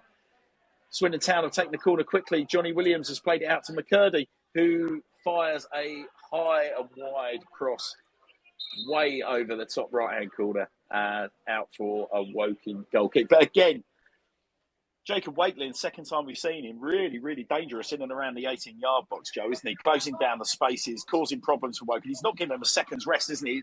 If I was to describe his performance thus far, Jacob Wakeling, I'd describe him as being waspish. He's a pest. He is buzzing around the edge of their 18-yard box. He is not giving Woking a second's breath. And I think if you've given him an opportunity, if you give him that opportunity again, I think he would have probably gone low and hard. But as it is, still forced a fantastic save for the Woking keeper, Joe, didn't he? Yeah, absolutely. You've described him as a pest. I think you've probably smashed it there. He's playing on the cusp of the defenders, isn't he? He's probably half a yard offside every time the ball goes forward after we're bringing it out from the back. But yeah, he's certainly busy. Tell you who he reminds me of, Joe. Tell you who he reminds me of. And this is a big comparison. I appreciate we're playing against Woking here. To no disrespect to the Woking supporters that are now glaring at me through the perspex to our left. He reminds me a lot of Jerry Yates. He has got a bit of the Jerry Yates about him, this kid. He is very, very, very mobile, very, very dogged. Certainly no slouch. Very, very quick. And I would be saying to the Swindon Town dissenters that have been putting the boot in on the age or the type of player that we've been recruiting so far. Certainly what we've seen from Wakeling, he has arguably been the pick of the bunch for me, Joe. Yeah, I'd say so. I think Louis Reid's had a Louis Reid game, hasn't he? He's sort of controlled the ball from the middle of the park. Him and Matty Bowdery have brought the ball out very well. Jacob Wakeling, as you say, he's been very, very busy. Tyree Shea started off the game very well, quite busy on the right-hand side. They got a bit quiet in the last 10 minutes. It's been a good showing across the pitch, really. I think one we haven't mentioned much, Reece Devine over on the left he's had some lovely touches, got forward well. He's looked very secure on the ball, bringing it out wide when Harries has played it in from the left-hand side. Speak of the devil. Controls that lovely from a long ball from Bryn into the middle, Louis Reid. Out wide to Harries. Harries tries a long ball over towards Wakeling. Cuthbert just about intercepts. Plays it on to Wakeling, out for a Woking throw. I think Reece Devine has looked very, very busy, very, very nippy. Certainly, a super acquisition when you consider that we picked him up on a free. Very, very busy player. I think his end product so far hasn't quite been to the kind of Joe Tomlinson standard. But again, young kid, I'm sure that will come, particularly as he gets more and more miles in his legs. But I mean, early thoughts, Joe, really from you. As Tyree Shade picks up the ball wide on the right and breaks towards the edge of the 8-yard box, space inside Harry McCurdy, forces another fine save from Moss, and Johnny Williams finishes the rebound with a cracking little side-footed finish. So as a break down the right-hand side, the Tyree Shade, as we were just talking about, Reece Devine, and Shade's played a delightful ball into the 80-yard box, which Harry McCurdy's picked up. He's drilled it hard and low, and Craig Ross in the Woking goal has pulled off an absolutely brilliant stop. The ball has bounced up high. Johnny Williams has followed in on the rebound and finished with aplomb with his right foot. Sort of like a low bundled finish, but effective nonetheless. Now listen, I feel sorry for those that went to Supermarine on Saturday and saw what they're saying they saw on Saturday versus what we've seen here, Joe, because I've got to tell you, what I'm seeing here is lovely. Lovely stuff. Yeah, it's chalk and cheese. This is great football. So we mentioned the Tyree Shade did a quiet 10 minutes there. That certainly wasn't quiet. That was dynamic. That was beautiful play. Maka might be a bit sorry he didn't score, but it was a great finish by Johnny Williams. Hit it into the ground, looked over the goalie. Yeah, this is a great watch, Hannah. Yeah, there was some talk whilst the boys were resetting for the centre that potentially Swindon were readying a substitute. Looking across the lineup, I can't see anybody, limping or anyone in any kind of great discomfort, and there doesn't appear to be anyone on the touchline warming up either, or being any kind of instructions to come on. So with 28 minutes on the clock of this friendly at the Lathwaite Community Stadium between Woking and our saucy, sexy red and white rascals of Swindon Town. Score is Woking 0, Swindon Town 2, and it's a fair reflection on what we've seen so far. Seen some super football from Swindon. We're moving the ball around really well. Woking certainly aren't rolling over.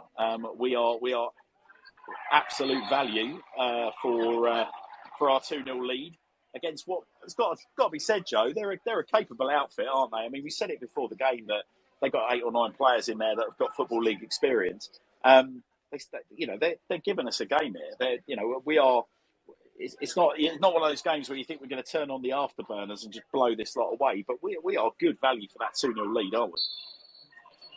Yeah, absolutely. Obviously, I think, to be honest, they've had 2 or 3 chances themselves at Solbryn. Certainly 2 1-on-1 Solbryn has put out some fantastic saves. They're certainly they're not no one. Got Gregor Crotts and Patrick Abon here, tied up nicely by Brennan. Yeah, I've been impressed by Woking. I think it might be fair to say that Town's legs might be a little bit ahead of Woking's at the minute. I think we're probably outrunning the National League outfit. But the quality, you can definitely see the quality on the field for Woking. That's a foul by Louis Reed on Woking's left back here. Just over the halfway line, diagonal to the left hand side of the box. Lump it in towards my hands. Yeah, so Rolls is on the free kick, directly in front of us in our commentary position. 35, 40 yards up from the Swindon Town penalty box. They're all lined up on the edge of the D. Swindon holding quite a high line. As Rolls floats a high ball towards the back post, Solbryn comes, gets a good double-fisted punch on that, sends the ball out to just up from the corner flag. It's a Woking throw-in. So Woking have got Daly on the throw at the moment as Daly throws the ball to Moss. the Woking right back, plays it inside to Rowan Ince, whose misplaced return pass to Ross goes out for a Swindon Town throw. The irony of that, some Swindon Town fans it will not be lost on, as Cian Harris picks up the ball in the left-hand sided centre-back position, plays it inside to Bowdery, who plays a loose pass to Sol Bryn, who reacts quickly as he's under pressure from Armand, and slips it out to Cian Harris on the left-hand side. That was very calm from Sol Bryn there. That was very calm. Tied that ball up lovely with about half a second to think about what he was doing. As I mentioned earlier on, Sol Bryn's been very impressive for me. Town here with the ball in midfield. Louis Reed looking for Ben Gladwin. Takes down nicely, sells a number 18 for a sausage there. And it's a foul on Gladders. It's a halfway line. Free kick down. Yeah, lovely movement from Ben Gladwin. Hardly giving the ball away. So far for Swindon, been very, very neat and tidy in an advanced attacking midfield role. As he slips the ball back into Louis Reed, has a little bit of fisticuffs, left central midfield position with Rolls, combative Woking central midfielder. The ball's back with Sol Bryn, who's on the edge of the D, who's now being pressured by Armand as the ball gets slipped outside the left centre back position to Cian Harris, who plays it forward to Johnny Williams. Williams looking busy, cuts inside, slips a nice little through ball down the channel again to Jacob Wakeling, but just a little bit too much on it. And it rolls through to Craig Ross in the Woking goal, who immediately humps the ball long into the right fullback position at Swindon Town, which was vacant because we're playing with a back three, and so dealt with by Kieran Brennan, the right centre-back for Woking. Plays it forward, Woking in possession. Ben Gladwin wins the ball back to the edge of the 18-yard box. Some lovely, neat footwork from Gladwin, gets the ball forward to Johnny Williams, directly in front of us in the commentary position. As Rolls, again, the combative Rolls, centre midfield for Woking, brings Johnny Williams down from behind. Williams with a wry smile on his face, plays it short to Tyrese Shade. Shade brings it back to Matt Bowdery as Town looks to build again from the back. Matt Bowdery sauntering across into the central defensive position just behind the D, slips it to Louis Reed, classic central defensive midfield position as he plays it forward to Ben Gladwin, who then slips it again into the channels. Harry McCurdy lays it off to Jacob Wakeling, who forces a fantastic stop from Craig Ross as the ball is chipped back through. Volleyed again, and it's pinball on the edge of the 6-yard box as first Shade and then Johnny Williams connected, but unfortunately his crosshairs were way off. So as my wonderful erstwhile assistant Archer Hanrahan chips in with some commentary from the far end of the press box and points out that Harry McCurdy did Rabona the ball back across the 18-yard box. I've got to confess, with my ageing eyes, I'm relying more on my son's eagle vision than my own. So Woking back in possession. Craig Ross plays it long. Rowan Ince again loses possession. Jacob Wakeling picks it up. 30 yards out on the right-hand side. Ben Gladwin slips it back in to Matt Bowdery, just inside Swindon's half as he comes right into Kieran Brennan in the right centre-back position, all the way back to Sol Bryn, who very calmly and tidily plays it out into the left centre-back position to Cian Harris. Plays it forward to Reece Devine. And Johnny Williams again is fouled, this time by Moss, the Woking right back. So 34 minutes on the clock, Joe. What you're seeing so far? Are you enjoying what you're seeing so far from Swindon? Because I certainly am. Absolutely. If that goal, that shot had gone in the net a minute ago, Shade or Williams putting that away after McCurdy's reboned it back in from the edge of the box, I think I might have been on my way home. That would have been the season for me right there. That was beautiful. But it leaves the taste buds wanting more.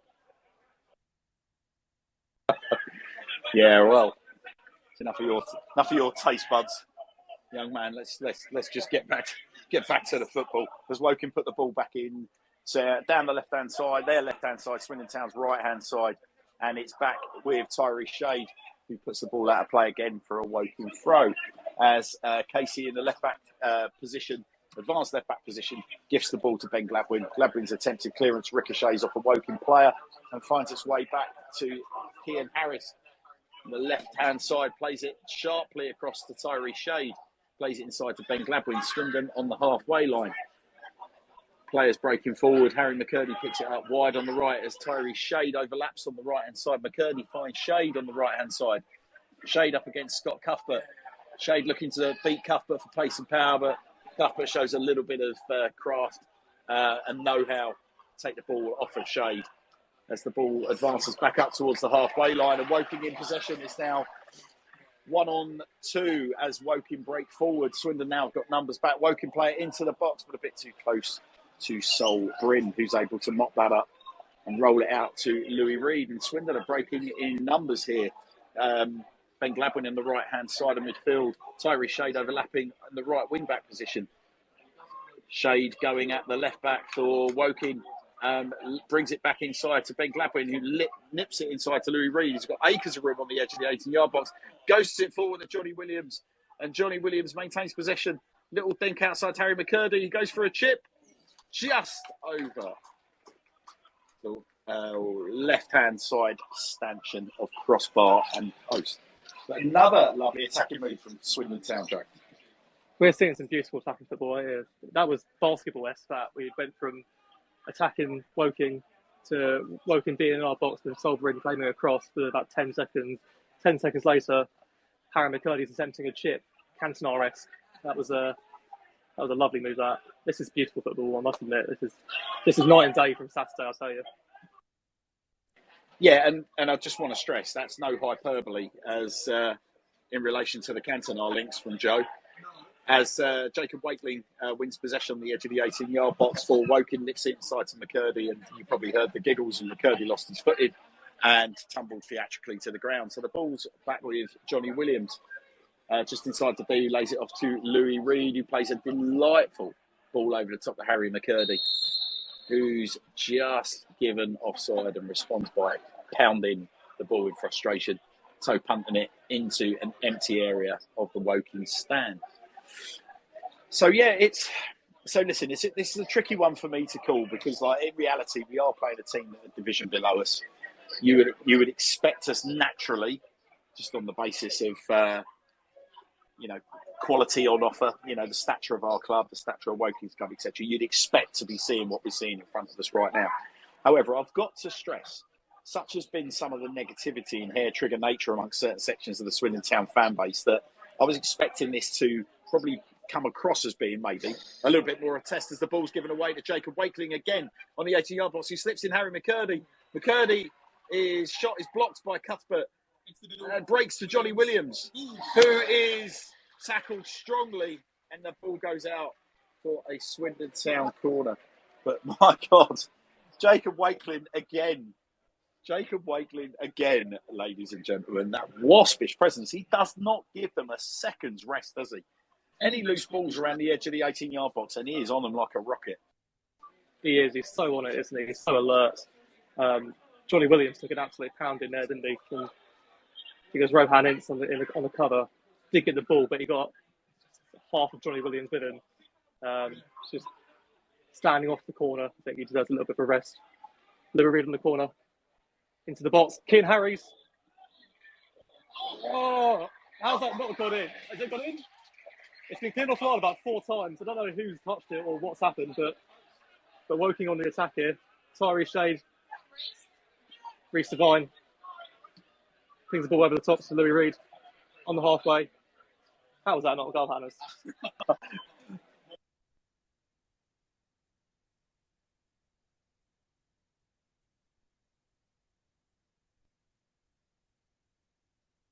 Was it first said it, was it not? I don't know who it was, Hannes. There's 2 people in there. I think, it was Harry's put into the box, and maybe in Wakeling that hit the bar.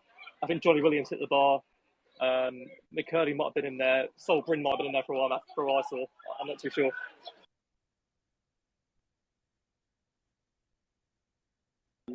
Really, really lovely attacking play from Swindon Towns. We picked the ball up just inside our own half, but Kieran Brennan's given that away.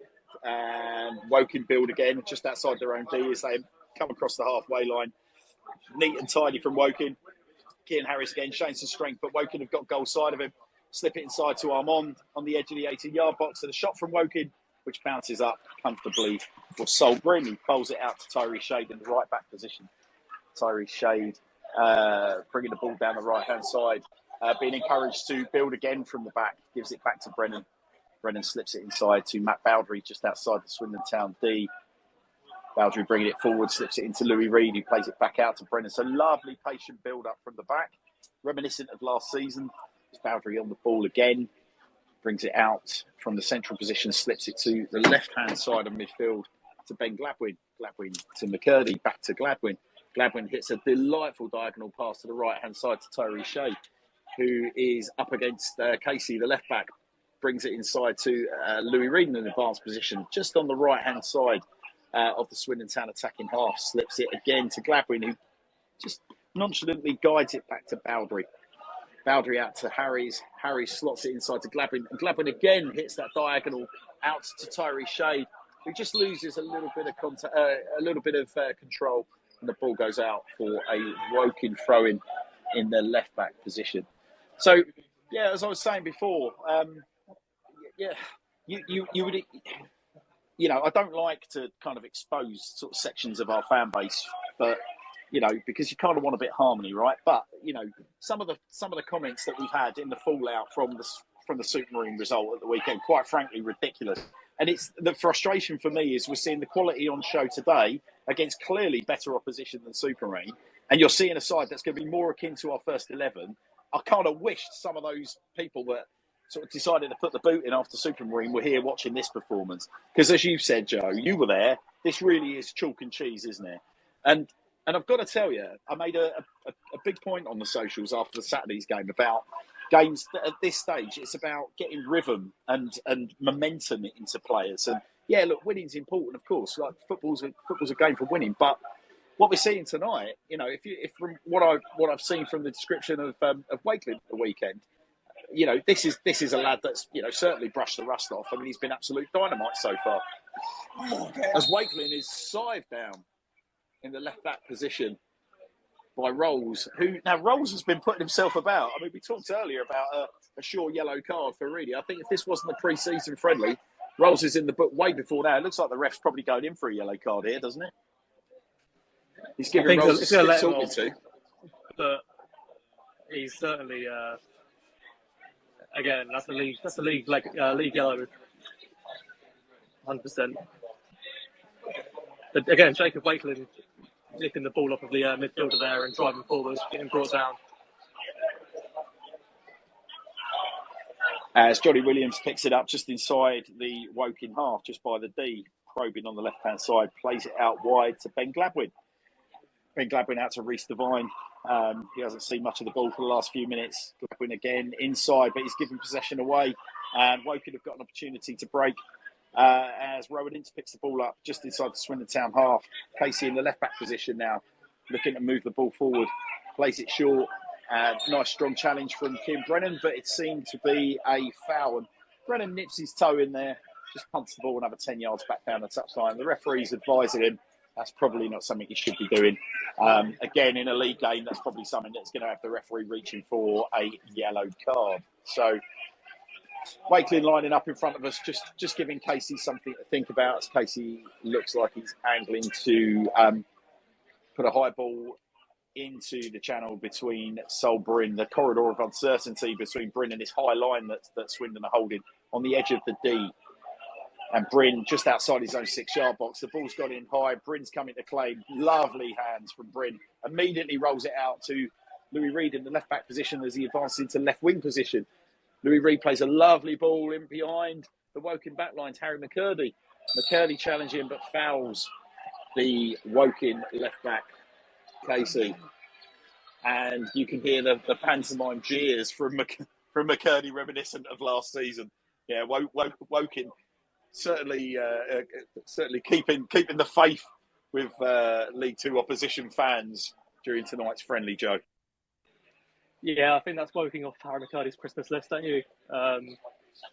Standard reaction. We'll take it. He's just making himself acquainted.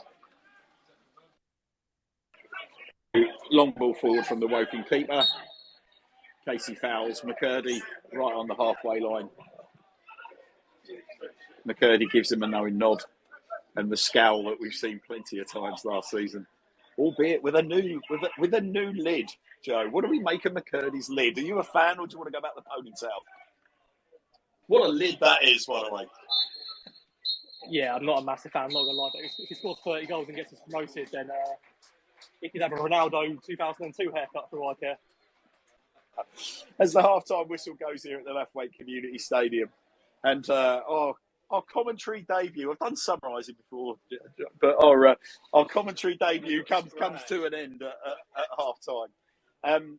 Swindon Town winning 2-0. Fair to say, Joe, what's your take-outs from there? I mean, like, it's not a question of fine margins, is it? Because we are quite clearly the better side. We look a lot sharper up top. Our passing appears to be kind of like, landing in areas that are really, really hurting us. And bar a couple of early flutters from Woking, particularly Sol Bryn making a super save. I think it was with about 4 minutes on the clock. They've not really bothered us that much, have they? No, not particularly. I mean, I'm going to be nice to him because Scott Cuthbert's within earshot here, and he looks angry. So I think Woking have been really good. I think Scott Cuthbert's had a fantastic game. Again, just trying to be nice, really, because they're within earshot. But I think, no, to be honest, I'm being rude there. I think Woking have looked good. They look good on the ball. They've had chances. Sol Bryn, for me, we talk about outdoor players. Sol Bryn's been fantastic. He's been confident with the balls coming into his box. He's been commanding. He's a lot bigger than I thought he was, which is nice to see. And one-on-one, he looks very confident with himself. Playing through the thirds, I think Matt Bowdry at the back, and Brennan and Harry's, the three of them have been very composed. Divine and Shade have given them nice outlets out wide.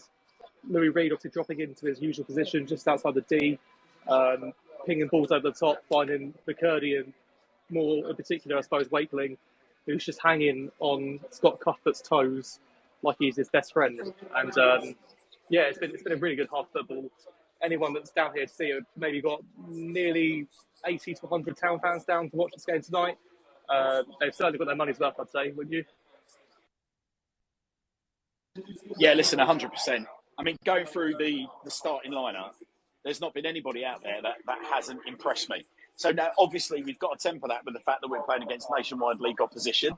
And we've got to temper that with the fact that it's a pre-season friendly and all the rest of it. And for the same reason, I wouldn't be, advocating people going off the deep end if we lose a pre-season friendly. I'm not going to be going off the deep end if we're winning one. However, what we have seen is Town have been accurate and purposeful with the ball. I think our goalkeeper has been rock solid and has shown plenty of willingness to come for high balls and relieve the pressure on his centre-backs, which obviously bodes well. I think Louis Reid is running the game from a central defensive midfielder position. And actually, Ben Gladwin has looked dynamic. I think some of his passing has been fantastic. He has got that long, rangy diagonal in his locker, and he's been looking to use that. And then you've had the lovely balance with Johnny Williams, who's been a little bit more mercurial, get his foot on the ball, run at players, try and open up opportunities that way.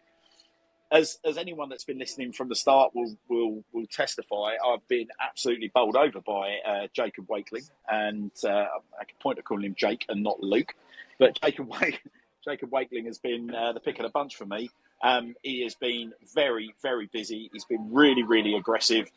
Everything that I have been told this week about the kind of player Wakeling is, I've seen out on the pitch, right? And that delights me. And interestingly, he's working brilliantly in a pairing with McCurdy.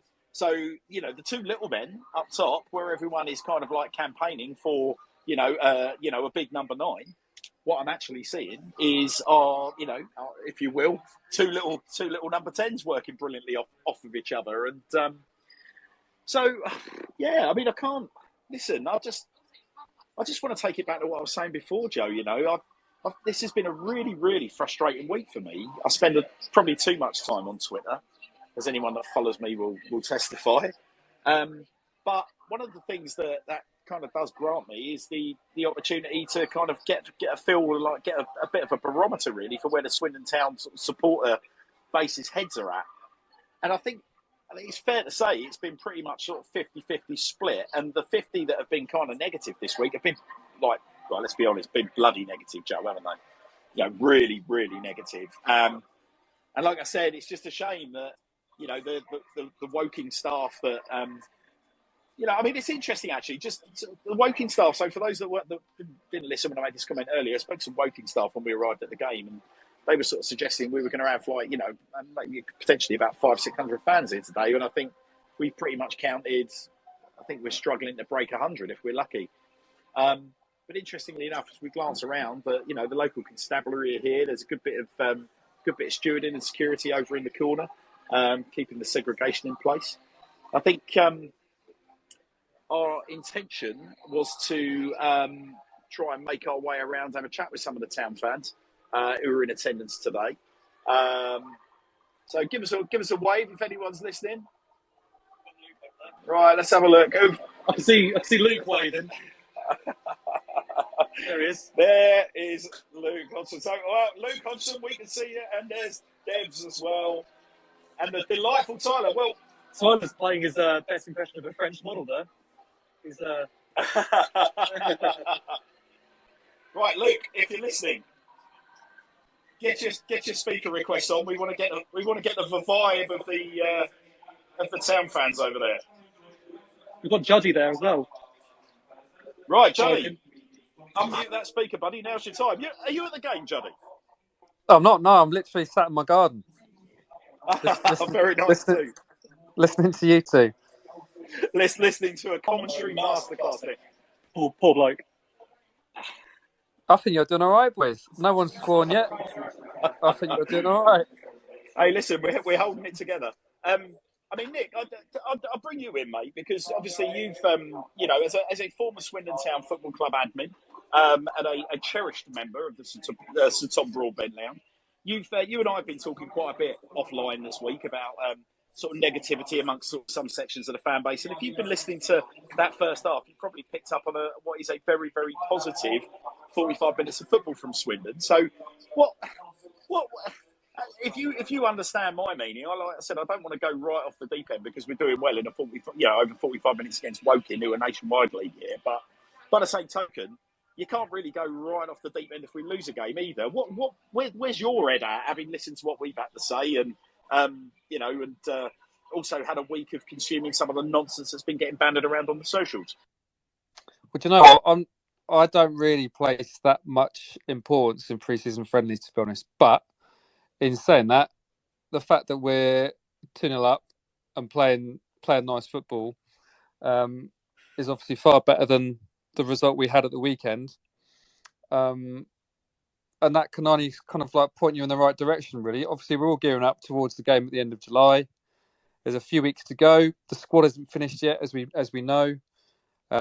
Players are all at different stages of fitness and this, that, and the other. So I think it's really hard to gauge just how good we are in pre-season, even when no matter who you're playing. No, we've had pre-season matches where we've played, West Ham off the park and then had a terrible start to the season. You just can't really gauge it. But in saying that, just hearing, how well Wakeling's playing and stuff like that, it's just it just adds a bit more positivity, should we say, to the summer.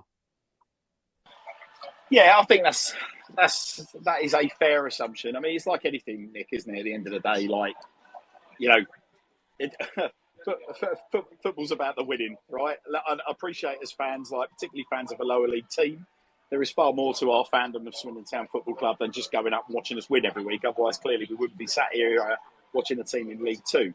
However, I think we have seen, and I mean, we off the back of, if you do lose a game, I think it was, I'm trying to remember who it was it Gladwin, I think it was, in his post-matcher at the weekend. He openly admitted it was a little bit humiliating. I don't know whether that's me quoting him verbatim, but, I think he said, with all due respect, like losing to, guys that aren't full-time pros, that is a little bit embarrassing for the Swindon squad to have to swallow. So I think, I'll just go back to what Scott Lindsay was saying. Really, if you want a winning mentality, we've got to dispatch these teams, haven't we? Yeah. Well, what's interesting, I was listening to, I had the misfortune of listening to Talk Sport this afternoon, and they were sort of on while the Man United Liverpool game was on, and obviously Man United have won that 4-0. and there's going to be no Man United fans, or very few Man United fans, will come away from that thinking they're going to win the league because they've beaten Liverpool 4-0 in a pre-season friendly. And likewise, there's going to be very few Liverpool fans who are going to be too concerned because they've been absolutely hammered in a sort of meaningless match. And I think it's the kind of same for us, really. I think you know, the nature of being a League Two club, our transfer dealings, unfortunately, do sort of go to the wire. We're relying on a lot of things to happen in leagues above us for us to complete all of our deals. I think the bigger frustration for me is not necessarily what we're doing in pre-season, but that as a fan base generally, we do seem to get the ump when we don't sign people early. I know it's frustrating when you see other teams sort of getting good players in early on, the likes of Monker and stuff like that. But you know, we've seen enough summers to know how it kind of works now for us. And look at what happened to us last year. All the players that came in late and did the business for us. So I kind of think, like, you know, whatever we're doing tonight and whatever we did on Saturday, there's probably still quite a lot to happen for us, I think, in the next week or two. And I think only then, when you've got all your players signed up and everyone's fit, then you can, like, only then can you really sort of tell how we're going to get on. But it's just nice to know that we're playing nice football tonight. And like you say, a winning habit isn't going to hurt, is it? No, it's certainly not that, Nick. Now, I'll tell you what, you talked about doing business and whatnot, but a little bit of business has been done today. And the gentleman involved is strutting his stuff directly in front of me, playing lovely zipped forward balls with a erstwhile trialist, who we all know is Ronan Darcy, by the way, and Ricky Aguiar. They're kind of working triangles. But Nick, what did you make of Tom Clayton as a signing? And again, you know, what is it I'm trying to say here? Okay, so Swindon Town have paid a fee, Nick, for a footballer for the first time in a very long time. What do you make of the Tom Clayton signing? Great pedigree, isn't he? Yeah, well, we were talking about it earlier, and it's one of those signings where, let's face it, 99% of players that Swindon sign, none of us have any clue how they're going to do. You know, we've had players that have failed elsewhere and come to us, young players who've come to us with good pedigrees. You know, players that have come in with big expectations and done very little. You know, we have no idea how any of these players that we've signed are going to do. But the fact that we've got a player who, you know, was captain of the Liverpool under-23s. He's got under-21 experience. That's a decent signing in my book. I mean, you know, we've got no idea how he's going to step up to professional game, but he's clearly doing the business at the level that he's at. I think that's a decent signing, to be honest. I was chatting to someone at Liverpool today and asked him about him, and he said he was surprised he's gone down to League Two. So, you know, hopefully he gets into level and does the business for us. But I think that's a decent signing, and particularly the fact that he's ours and not a loan player is promising. You know, he's committed to us, and we've paid some money, which is what people want us to be doing. So I think that's a positive move. Yeah, I think what's really interesting, Nick, about Clayton as a signing was that initially it was announced as a loan deal, and whether or not that was just an error by our friends in the Evening Advertiser, or whether that was you know, almost like the opportunity came around for it to become a permanent deal. I mean, it's there to be speculated on, but nonetheless, he's here. Little bits of insight from what I've seen tonight. I mean, certainly talking to a couple of the backroom staff before the game, they both the chaps that I spoke to cited the fact that here we've got a lad that is actually capable of playing centre-back, as well as being a midfielder. So he offers that versatility that the manager has been asking for. I think the other really interesting thing about him is just seeing him stroking the ball around now. It's all very neat and tidy. He's not missed a pass. And crucially, they talked. The gaffer talked about getting the right kind of people through the door when we interviewed him, Nick, only last week. And what I will say is that Mr. Clayton didn't know me from Adam, but made a beeline over when he saw me talking to a few of the Swindon Town boys, and it was firm handshakes, big smiles, keen to introduce himself, gregarious personality, didn't come across as being particularly flash, very businesslike. But it seems a very, very likeable lad. So again, that mantra, getting the right kind of personality through the door. I mean, if you're going to be captain of Liverpool's under-23s and you're going to be a Scottish under-21 international, I mean, that all bodes very well, doesn't it? So we welcome Adam Clayton to the feast. But I was just going to see if I could get a word or two from Andrew Hawes, but Andrew's typing away, so I don't want to distract him. Andrew, what did you take from that first half action? Were you as impressed as myself and Joe here? I think the one sort of thing that worried me a little bit Super Marine was it was just I mean, you take, even with all the heat and everything, it just looked a little bit sort of low tempo, whereas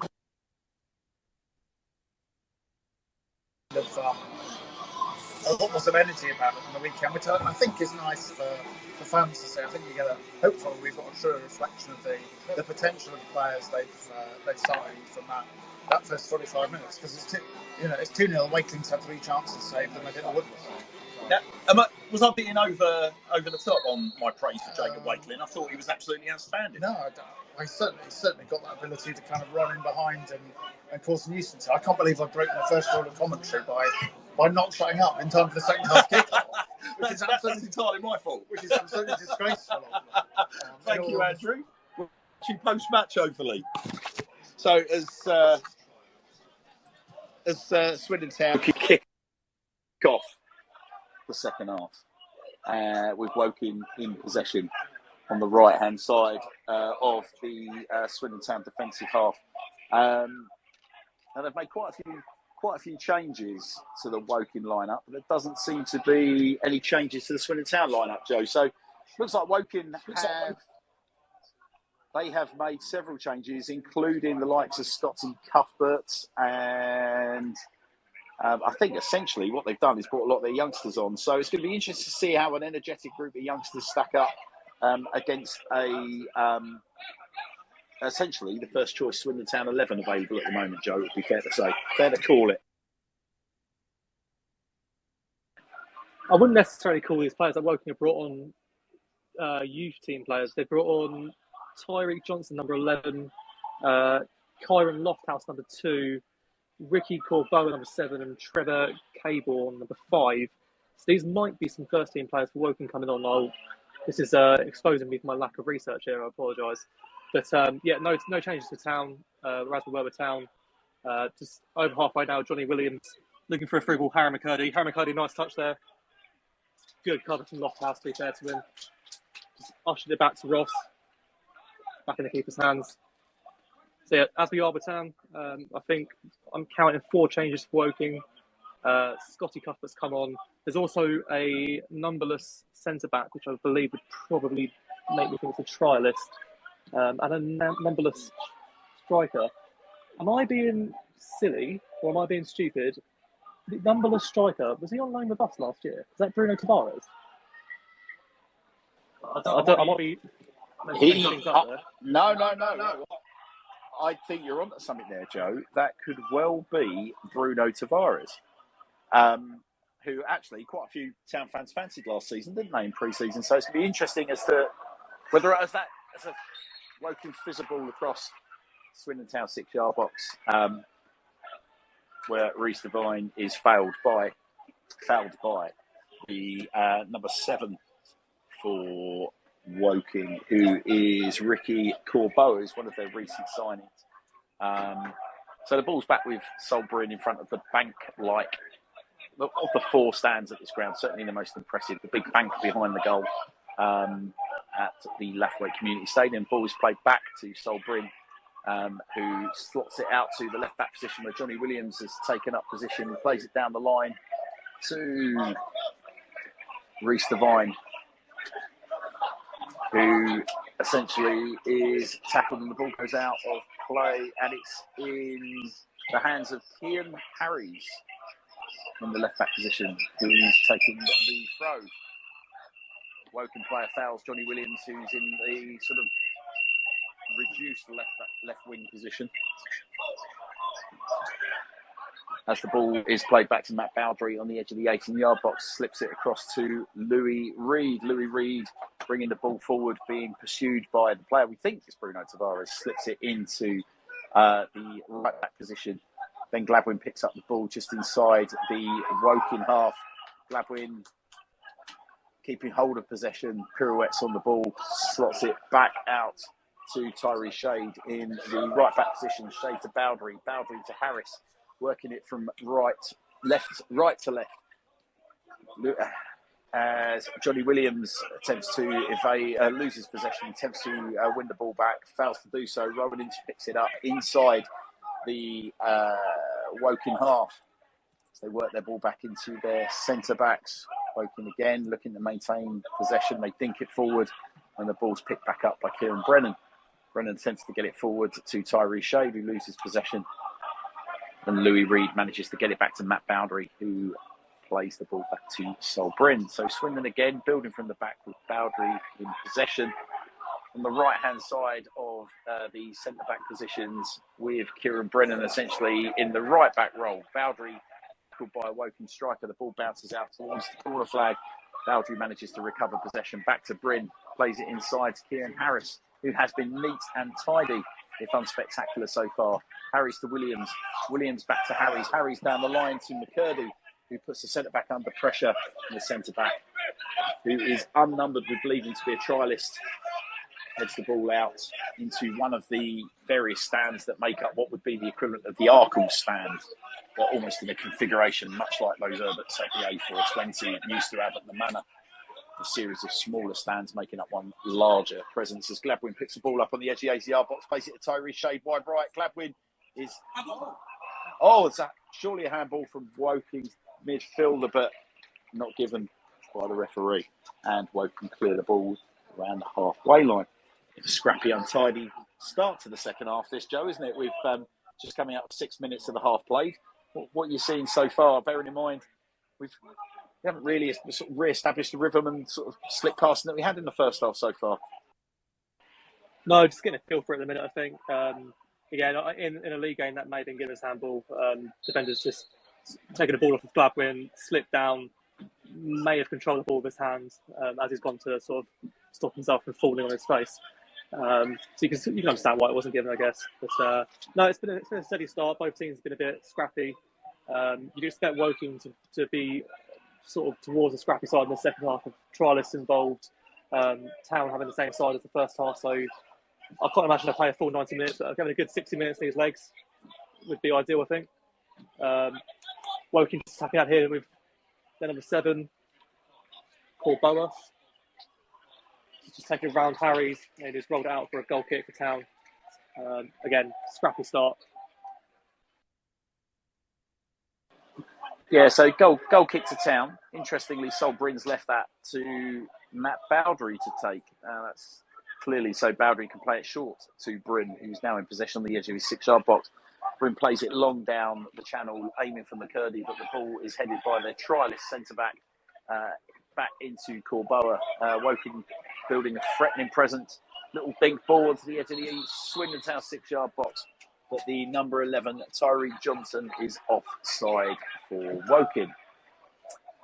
So, yeah, clearly of the two sides, Woking have made pretty much wholesale changes, which has sort of disrupted their rhythm a little bit. And I think the Swindon Town team are unchanged from the first half, and they're just sort of struggling to size up their opponents at the moment.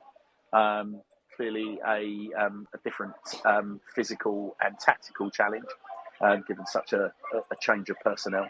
And no doubt the game will settle down. But Woking are hustling and harrying Swindon Town.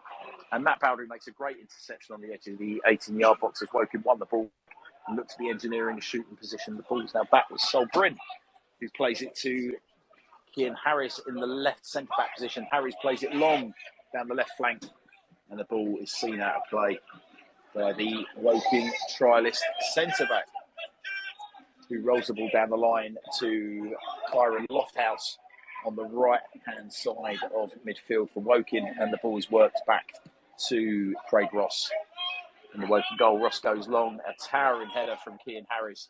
Harris really has impressed me, Joe. He really has. Steady if unspectacular. Certainly if there are any question marks, and there have been question marks raised about his discipline, we haven't seen any of that, have we? He's been very, very level-headed, very neat and tidy.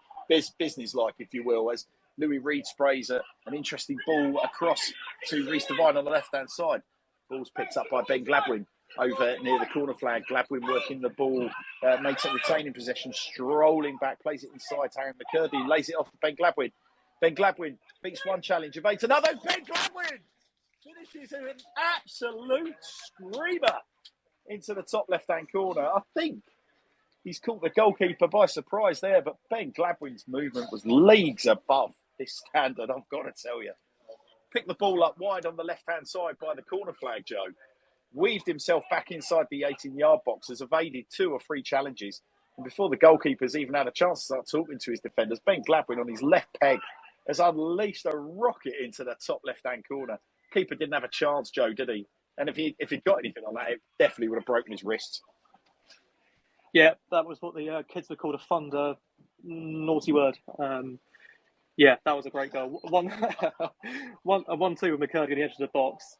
I thought he was pulling it a little bit too wide for a shot. I thought he was going to dink it into the back post, but he's put his foot through that, hasn't he? He's absolutely rifled it past the goalkeeper. I think it hit the net before the goalkeeper taking a dive. So with 54 minutes on the clock, Ben Gladwin has made it Woking 0, Swindon Town 3. And as we were saying, we were just hoping that the game was going to kind of like settle back into some sort of pattern as Swindon get the measure of their opponents. And Ben Gladwin has, well, without a shadow of a doubt, you would say, Joe, at this stage, based on the kind of fare that we're seeing sort of Woking serving up now, he's put the game well beyond Woking's reach, you would say. Appreciate we've still got quite a lot of this match left, but it's going to take quite something for a team of trialists and probably second string first teamers to claw back a 3-0 deficit. I think at some point, Joe, we're going to start seeing changes. It's looking like the substitutes being given instructions. I can see Ronan Darcy is being given instructions from it looks like we've got Darcy, Harrison Minturn and Harry Parsons being readied for action. And as soon as we get a break in play or any further sign, we will let you know. As actually Darcy takes his seat back in the dugout. But he was being given some fairly sort of like driven instructions there, wasn't he? I think a good 60 minutes probably under the belt for the first team boys tonight, Joe. And I think we're going to start to see our second string introduced into this match now, aren't we? Yeah, you'd think so, wouldn't you? As I said before the game, 60 minutes in the boys' legs. I know Scott Lindsay was saying that he's getting fatigued before, so obviously heavy training yesterday, maybe a bit of a run this morning too. So, yeah, I'm sure these boys are sweating, especially in this heat. So, yeah, 60 minutes in, I reckon we'll give them a bit of a rest. As I say, we've got Mo Dabre, Harrison Minturn warming up next to us. There's a player hiding just under the dugout. I can't make out who that is, getting some fairly heavy instructions from the coaching team. Yeah, you'd imagine at least 5 changes, you expect. Yeah, as I say, there'll be a fair amount of changes, you'd expect. Town with the ball here, just in their own half. Kieran Brennan into Louis Reed. Babs got to make up some space for that pass there. He does so into Ben Gladwin, who, to be honest, second half, Ben Gladwin's been an absolute Rolls Royce footballer, isn't he? He's been fantastic. Out wide here to Reece Devine. Louis Reed back into Matt Baldry. Playing around with the ball here in the box here. Ben Gladwin out to Brennan. Taking it across over halfway. Looking for a ball through to Jacob Wakeling. A triple through to Greg Ross there. And it's back in the Woking keeper's mitts. Yeah, Ben Gladwin has been class above so far. A couple of misplaced passes in the first half, but more generally, I think Ben Gladwin has shown his pedigree and some today. Beautiful use of the football, diagonal passes, short passes, lots of nice linked play, and an absolute belter of a finish to put Swindon 3-0 up. Glancing down towards the dugout, still doesn't seem that the Swindon Town substitutes are in any kind of state to be coming on just yet as Woking break forward. And there's one-on-one now with Sol Bryn. Attempts to think over the goalkeeper, and that is a lovely save from Sol Bryn, one-on-one. Well, listen, Woking have had their chances, Joe, tonight, haven't they? And there's another one, and we're talking clear-cut chances as well. I mean, you know, the back line have afforded Woking, 3 or 4 chances, and Sol Bryn's come to the rescue.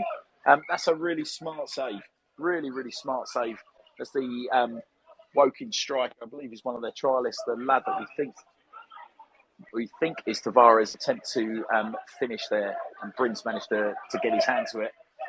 And the ball's with Kean Harris, who has just taken the throw in the far right hand corner, and works it back to Sol Bryn, who plays it on a diagonal up to the halfway line to Shade to Reed into Gladwin across to Williams, and it's picked up by Reece Devine on the left hand side. Reece Devine plays the ball down the line to Jacob Wakeling holding on to the ball, attempts to play it short to Devine, and Devine has lost possession.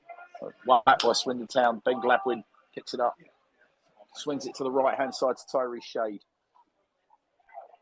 into Louis Reed back to Brennan to Bowdry playing the diagonal pass to Devine, who challenges with Lofthouse, the Woking right back. Ball comes off Devine, goes out for a Woking throw. Woking the ball back into play, worked it back to Ross,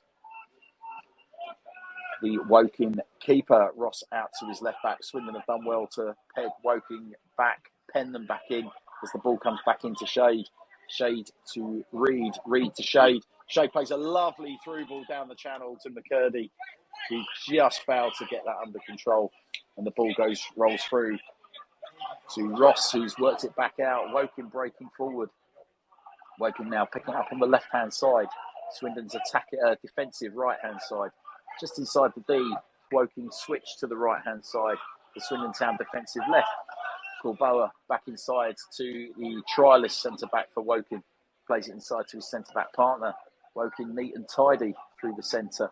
Play it over to the left hand side as Woking attempt to attack. That's a lovely block tackle from Tyree Shade.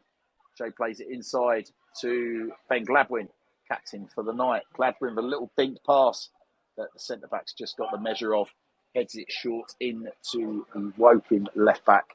Just a bit too much on that. The ball goes out for a Swindon Town throw. And then we're going to have a raft of substitutions for Swindon Town. And I can see 1, 2, 3, 4, 5, 6 substitutes for Swindon Town. And we're going to try and work this out as they come on the pitch. But it would appear Reece Devine is coming off and exchanging handshakes with Ricky Aguiar. Mo Darbre is coming on, exchanging handshakes with Johnny Williams. Ronan Darcy is on. There is a Swindon Town, albeit non-competitive, debut for Tom Clayton, who appears to be occupying a centre-back berth alongside Harrison Minturn, who's gone to the middle of the three centre-backs. Ben Gladwin is also coming off. So as they are shaping up now, we've got Sol Bryn in goal. Tom Clayton, left centre-back. Harrison Minturn, centre-back. And Kieran Brennan remains right centre-back. Mo Darbre has picked up a position as a wide man. He's going to be playing on the left wing. We've got Louis Reed sat in central defensive midfield. Tyree Shade is continuing to be deployed as the right wing back. Ronan Darcy has picked up the position that Johnny Williams was occupying as an attacking left centre midfielder. Ricky Aguiar is occupying the right centre midfield position that was being occupied by Ben Gladwin, and Harry McCurdy and Jacob Wakeling are continuing to be given the opportunity to develop their... Oh no, apologies. Harry Parsons, of course, is on for Jacob Wakeling. So Harry Parsons and Harry McCurdy are going to be given an opportunity to strike up a relationship up top for Swindon Town as Parsons chases down a return pass to the Woking centre-back. Shade putting the left back under pressure. Ricky Aguiar putting the central midfielder under pressure. Woking struggling to break out of their lines. The trialist centre-backs looking to do the work for both centre-backs and midfielders by carrying the ball all the way through to his midfield before turning and dribbling back towards his own defenders. Woking now have it in the left-back position. Hopeful long ball from their central defender, brilliantly controlled by the Woking attacker, who turns Tom Clayton on the edge of the Swindon Town ball, the box, before playing it back into their midfield. Woking continuing to probe out wide to Lofthouse in the right back position. Lofthouse, space opens up, low shot, stings the palms. Sol Bryn, who says low to his right.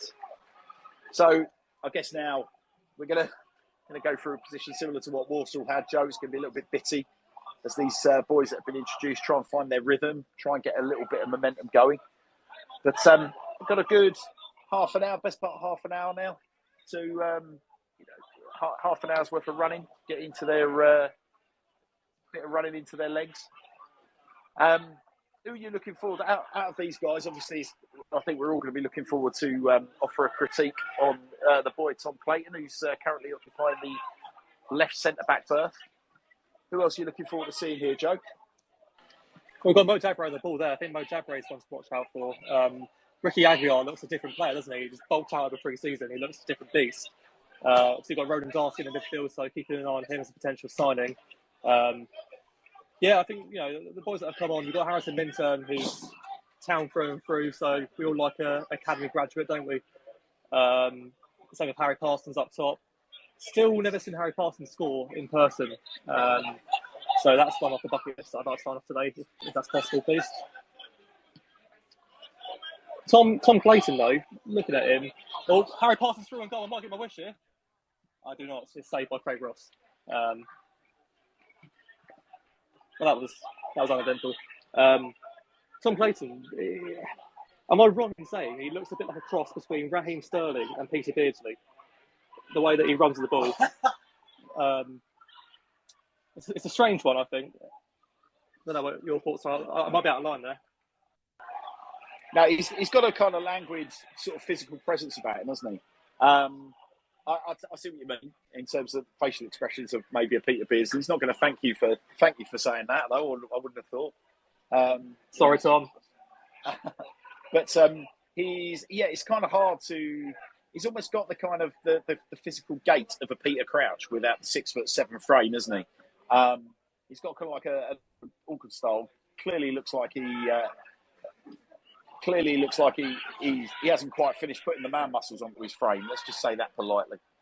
As Town have had a corner that's been worked back out of the box, defended well by Woking, and the ball is now in possession of Ronan Darcy on the left-hand side. Darcy, tricky little run as Darcy looks to weave his way past the Woking back line.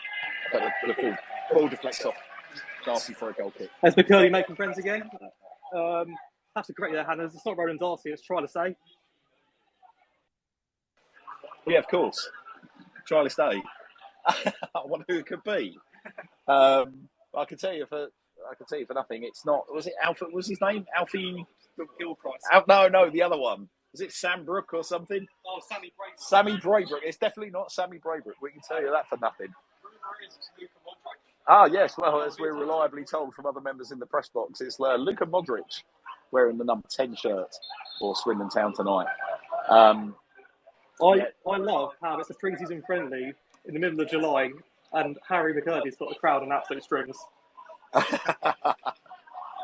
Yes, it's Harry's enjoying his little bit of shit outery, it's fair to say. But listen, so we're talking about the players that we're looking forward to seeing here, and I just wanted to pick up on a tweet that I read earlier today from Dean McMackin, well known in the Swindon Town parish. Who made a very, very good point about Ricky Aguiar last season. At times, he looked like a really, really good player, but a player that had missed a full men's pre-season. And that, I think, is the only thing that really stopped him from getting that level of consistency that we saw. When he broke into the team, got goals, and looked at points, dynamite. Oh, as a heavy, heavy Woking challenge from behind on Tyree Shade, sends Shade absolutely flying. Referee steps in, telling everyone to calm it down and just hold the ball. No cards offered. But again, that's an agricultural challenge that in any League Two game is going to get a card. Ricky Aguiar, I think Dean made a very, very good point about Aguiar. I mean, certainly in the absence of Jack Payne, you're going to be looking to Ricky Aguiar to sort of step in and fill that void, aren't you? As well as potentially trialist A. Ronan Darcy.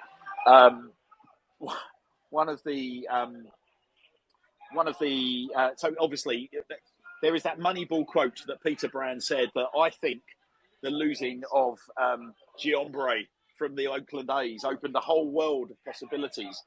Interestingly, budget-wise, there's a great ball over the top from Swindon Town. It's controlled by McCurdy, who lofts the ball over the top of the keeper and makes it Swindon Town 4, Woking 0.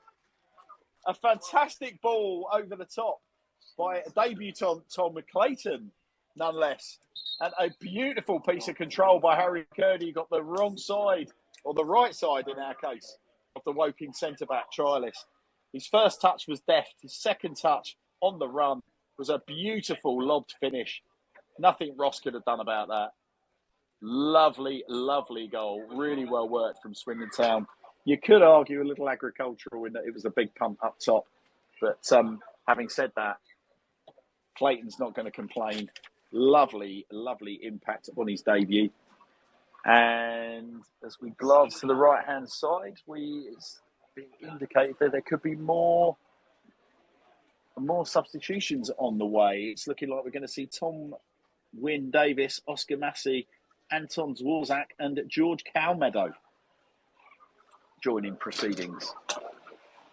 So indeed, I can see George Calmeadow, 32, with his high-shaven hair, has joined the pitch in deep conversation with Harry Minturn. Number 14, Oscar Massey, is immediately strolling over to what looks to be the Harry McCurdy striking position.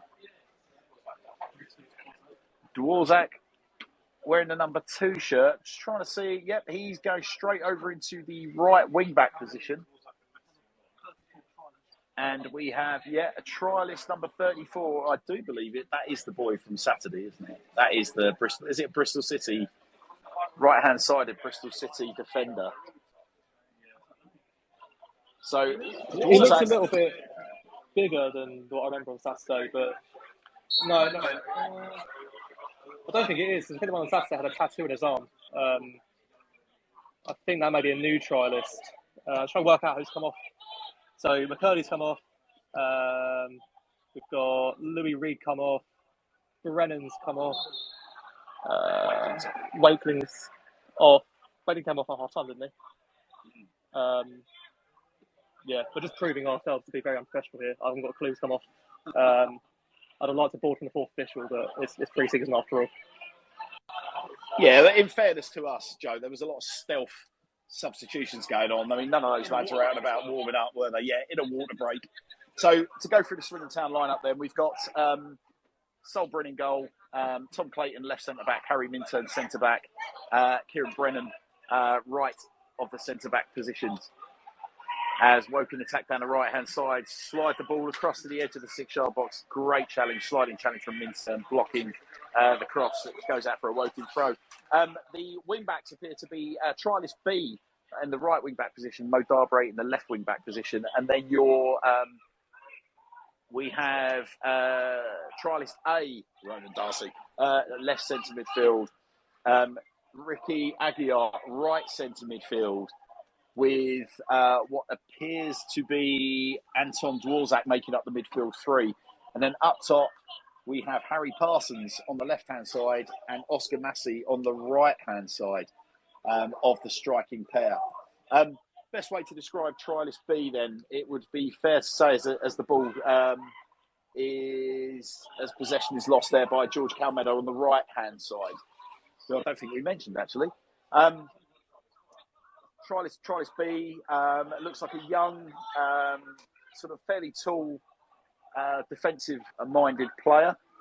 Sort of tall, rangy build is the best way to describe him. As Woking pick up the ball on their right-hand side, attacking right, Swindon's defensive left. As the ball's played inside, Woking looking to build. They switch it to their left-hand side. And the Woking left winger picks up the ball, running at George Calmeadow. Calmeadow can't block the cross. High ball from Woking into the right Swindon Town defensive left position where Mo Darbrae concedes a corner for Woking. To ironic cheers. Can't quite understand why those were ironic cheers. I don't think he had much of a choice there but to put that out for a corner. Bear in mind he had a Woking attacker breathing down his neck. So Woking have a corner. As Woking's main attacking threat are lined up along the edge of the 18-yard box. Ball's played short. Work back out to the corner taker. Swindon's defensive left. Woking's attacking right. Ball swung in far to the far edge of the Woking box. Headed high. Swindon just battling, scrapping to get anything on it to get the ball clear. It's all a bit grubby and untidy. as the ball breaks to Woking on their attacking left. Come inside, Woking's left centre midfielder plays it back to their trialist centre back, who plays it out to their right back, Lofthouse, who evades the challenge of Darbre, plays it inside to their number 7. Neat little through ball to Tavares, who appears to be scythed down by Mo Darbre on the edge of the Swindon Town box. The player is laying in a crumpled heap, but the ref's not given anything. He's allowed play to go on, but now he's pulling it back. The Sol Bryn offers a mountain of man flesh on the edge of the 18-yard box. A little comfort, shall we say. Referee's advising that the lad get to his feet and get on with things, as the player on the floor is gesticulating that he has gone down under a heavy challenge from Mo Darbre. He helps the stricken trialist striker back to his feet. So as you probably expect, with 70, just coming up to 75 minutes on the clock, Joe, it's turned into one of those games now, isn't it? It's all a bit bitty, it's all a bit scrappy. The quality is disappearing rapidly. Both sides struggling to get any rhythm as Woking break. They have an opportunity on the edge of the 18-yard box. Trialist delays his shot. Plays it wide to another Woking trialist on the right-hand side, who loses out to Darbre. Darbre back inside to Clayton, who plays it inside to Darcy. Darcy picks it up, plays it outside to Oscar Massey. To Anton Dworzak, rather. Dworzak back to trialist B, who plays it inside, neat and tidy, to Harrison Minturn. Neat and composed, brings the ball forward, slots it to Ricky Aguiar, centre midfield, who plays it to Darcy, who links well with Clayton. Clayton down the line, and Parsons is putting trialist centre-back under a lot of pressure, who dinks it forward. Ricky Aguiar in possession, plays it short to Darbre. Darbre inside to Darcy. Darbre. Aguiar now with the captain's armband on, loses possession. Referee gives a free kick. There's only one trialist stop. It's Brennan, far right. That's Dvorak. As there is some debate as to whether or not we've got another trialist on. It's Minter and Calmedo. That's Calmedo, far side. So the lineup then, we are now being reliably informed, is Bryn in goal, Clayton left centre-back, Minturn, Brennan, Ricky Aguiar, Dworzak, Darcy, Darbre, Calmedo, Massey, and Harry Parsons. What time does Spectators close on Tuesday, Harris? Shocking, right? Haven't a clue. I think that's our contract from iFollow. Okay. Yeah, terminated. Yeah. Well, what I will say is that I probably described Kieran Brennan as having two completely different physical forms. So all I will say is that he's clearly sweated a lot in that first half. So no, I jest. Woking back in possession. Oh, they've given that away to Oscar Massey. He's 18 yards. Oh, Dworzak. Dworzak fizzes a shot in, which Moss does well to turn around his right hand post. But Dworzak was very, very quick to seize on that loose ball, strode forward into space. There was only one thing on his mind, that was to get that shot away. And Craig Moss has flung himself full length to his right-hand side and tipped that around for a corner, which is going to be taken by Ricky Aguiar, who plays it short to Harry Parsons. Ricky Aguiar, again, captain for the night, fizzes across in, which is dealt with in absolutely no uncertain terms by the Woking number 5, Trevor Caborn, who bangs that out of play straight into the car park outside the ground. So another corner at Swindon Town is going to be taken by skipper for the second half, Ricky Aguiar. Must admit, I've been very impressed with Clayton. He's looked very good, isn't he? Dworzak too. Oh, Ronan Darcy. Oh, sorry, tried to stay with a 35-yard strike. Trying to catch the keeper out on a half volley. It was a good effort. Probably a fairly easy save for Ross, pushed out for throw-in just aside the box. So Darbre with the throw-in just by the box. Into trying to stay, probably a foul throw, if I'm completely honest, but referee lets it go.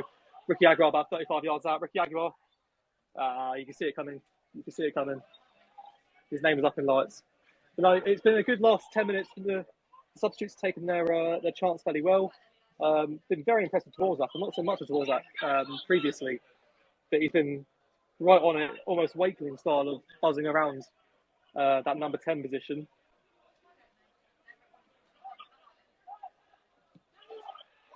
Woking play around the ball at the back here. Right back Lofthouse on the ball. Around Dabre. Into a trialist. Out wide to Johnson. Referee's played advantage there. It's brought it back for a foul just past the halfway line. Yeah. I don't want to be disrespectful to the second half Woking side, but the first half, Philly was a first team per se, very competitive. The second half has been a bit easier on the legs of the Town boys. Got number 25 come on now, which is, I'm assuming, the second trialist, who actually, in my defence, looks a little bit like Kieran Brennan. And Brennan doesn't like his blood in person, does he? He deserves a nice cold beverage. Yeah. Have a lie down, son. Have a lie down. Well, so this is as my son would say, a chunky boy. This lad, he is a chunky boy. He's a bit of a unit. Yeah, I think it's fair to say, second half, you can tell that as almost what would be our second string has come on. You've got a group of lads that are all playing to impress, and rightly so in many respects.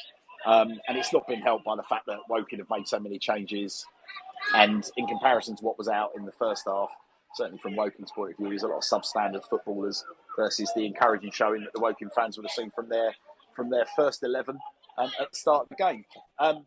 Liking what I'm seeing from whilst it is a little disjointed in comparison, some of the football that we're seeing from Swindon is brilliant. As they break down the right hand side, lovely attacking intent from George Calmedo, who took the ball on the run, got round the back of the Woking left back, but was then slide tackled out for a Swindon Town corner, which is going to be taken by Ricky Aguiar, just in front of the Swindon Town fans. The attendance for tonight is 1,018, and of which 67 of those travelling are Swindon Town fans. So congratulations. If any of you lot are listening, give us a wave. That'll do me. Good evening, Swindon Town fans. Thank you for coming. 67 away fans, but 1,000 in the ground. Swindon Town have got a throw-in just in front of the dugouts. Mo Darbre gives it short to Ricky Aguiar. Ricky Aguiar returns to Darbre. Oscar Massey shows some tidy retention play under pressure from Lofthouse, who's fouled the lively Swindon Town number 14. Leaves the ball to Ricky Aguiar, who looks to play it short to trialist A, who slips it out to Harry Minturn, central defensive midfielder. Minturn has definitely got a bit of meat on his bones over the summer, Joe, hasn't he? Minturn is really, really starting to look every inch the centre half that you would hope he would be if he's going to have a realistic chance of breaking into the Swindon Town first team. So, Andy Minturn, if you're listening, your boy's clearly been in the gym, mate, and we salute you. As Woking visible in the Swindon Town box, which Swindon Town's makeshift backline deals with, and the ball's cleared up to the halfway line. Tidy touch from the Woking left back as he flicks it over his head back to the left-hand attacking midfielder for Woking. George Calmedo sees the ball out of play. So yeah, neat and tidy, Joe, this second half. I think really it's bitty, but if you will, the players you'd expect to be neat and tidy and accomplished in the Swindon Town shirt are being so, as Rona Darcy slips the ball out to Mo Darbre on the left-hand side. Darbre gives it back inside to Darcy. Darcy plays it to Ricky Aguiar. Ricky Aguiar picks it up very much in that central playmaker position. Town's number 17 fizzes a long diagonal out to George Calmedo on the right-hand side. Just a bit too much on that for George. Throwing to Woking, just up from the Woking corner flag in front of the Swindon Town fans, all 60-odd of you. And how welcome here tonight you are. as Woking return the ball into play from their throw-in. Strong header again from the Swindon Town defensive line as Woking pick it up in the right back position and break forward at pace with Lofthouse. Lofthouse down the line to their trialist attacker. He's got it in the just down by the corner flag. Mo Darbre tackles said attacker out for a Woking throw as Lofthouse comes over to take throw. So sorry, Joe, the point I was trying to make before is that I think the players out there that you expect against this standard of opposition to be neat and tidy are being neat and tidy. But I'm actually really encouraged by what I'm seeing from the likes of Dworzak. Some lovely touches from Cal Meadow, particularly that touch on the run when he's got around the back of the Woking left back. Like I say, Minturn's look very, very strong at the centre of the three centre-backs, which is really encouraging for the coming season. Certainly gives us some cover, given the issues that Frenchie's had with injury and the fact that Kieran Brennan, who's been very, very impressive, is obviously on loan. And we all know what happens with loan players in January. Thank you very much, League One, Championship and Premier League clubs. Anyone else catching your eye, Joe? Who else is catching your eye out there this second half? Yeah, again, I mentioned it a lot earlier on. Tom Clayton's been very good on the ball. I mean, I'm still getting over that assist for the fourth goal. I mean, what a ball that was from his own box, over the top, into McCurdy's feet on the stride. And then obviously lofted over Ross. He's been very, very calm on the ball. You can tell he's got good pedigree. Obviously Liverpool played good football. He's sort of probably grown up in that mould and to be the captain of a side that has obviously done quite well in the UEFA Youth League recently. And I know that they won their Merseyside sort of district cup last year as well. So, from what I've seen at the moment, I think we're lucky to have him. Well, not lucky to have him. We paid for his services. So we're proud to have him, Hannah. Yeah, and I'll tell you what encourages me about him. He's clearly a very, very, very tidy footballer. So there were some comments that we had before the game about there have been surprises. I think it was Juddy said at half-time about we're lucky, a Liverpool fan said we're lucky that we've managed to pick him up and that he's been willing to drop down to League Two. I think that bodes well. It's almost like you could understand that if he was coming on loan, couldn't you, to League Two with that pedigree. But to sign permanently. Looks like a very, very shrewd piece of business. But clearly, if you look at his physical stature, and I know clearly physique isn't everything, but the roughy tufty of League Two, he's going to need a little bit of bulking in the boy, isn't he? If he's going to be playing at centre back as he is today. I think if you want to compare him to a Liverpool player that they've come from, he's a bit of a Joel Matip, isn't he? He's not especially big, but he's good on the ball and he's tall enough. As Woking come forward here with the number 7, Paul Bauer. He's looking for a strike. Oh, just wide. Oh, stole Bryn's post. That was a very good strike. Almost caught Bryn unawares there. Decent enough strike. Bryn was worried about it, but just past the post into the side netting. Yeah, I actually think that had sold Bryn beaten, Joe. All ends up. I think Bryn was still in the air as that ball was crossing the touchline, and it just looks like it just clipped the outside of the post and into the side netting. So ball's back now in open play with Bryn. Plays a high diagonal ball out to the left-hand side. Way too much on that for Tom Clayton, who watches it as the ball drops just down by the Woking dugout. Played back inside to the Woking number 7. Plays it out wide to one of their multiple trialists. He has it out near the corner flag, plays it back to the Woking number 2. Edge of the 18-yard box for Woking, trying to build some attack and trying to keep their attack in shape. Crunching tackle on Tom Clayton. And a lovely piece of play at centre-back from Harrison Minturn. Shifts the ball from his right foot onto his left foot to evade a challenge. Enables him to carry the ball out from the defensive third and slip it into the Swindon Town left wing-back. Unfortunately, possession has been given back to Woking, who are now building from the back in the left centre-back position, just by their defensive D. Centre-back for Woking plays a long diagonal pass, which Mo Darbre heads down towards Ronan Darcy. Try this, though. Ball's won back by Woking. Strong sliding challenge on a combination of Aguiar and Darcy. The ball is now with Lofthouse in the right wing-back position as Ricky Aguiar intercepts and plays a slide rule pass through the centre to Harry Parsons. Harry Parsons is brought down on the edge of the 18-yard box. That looks like it has to be, if that's anything other than a pre-season friendly, that is a red card offence that the referee has not even gestured towards his pocket, somewhat unsurprisingly. That could have been Harry Carson's goal there. With Claire listening in, she'd have been off her trolley with that. Claire, I'd have been with you there. We've got a Woking trialist to thank for that. Yeah, we certainly have. Whilst there's a little break in play, just want to send our best wishes out to Debbie Bunce, who had some wonderful news today. Debbie, congratulations.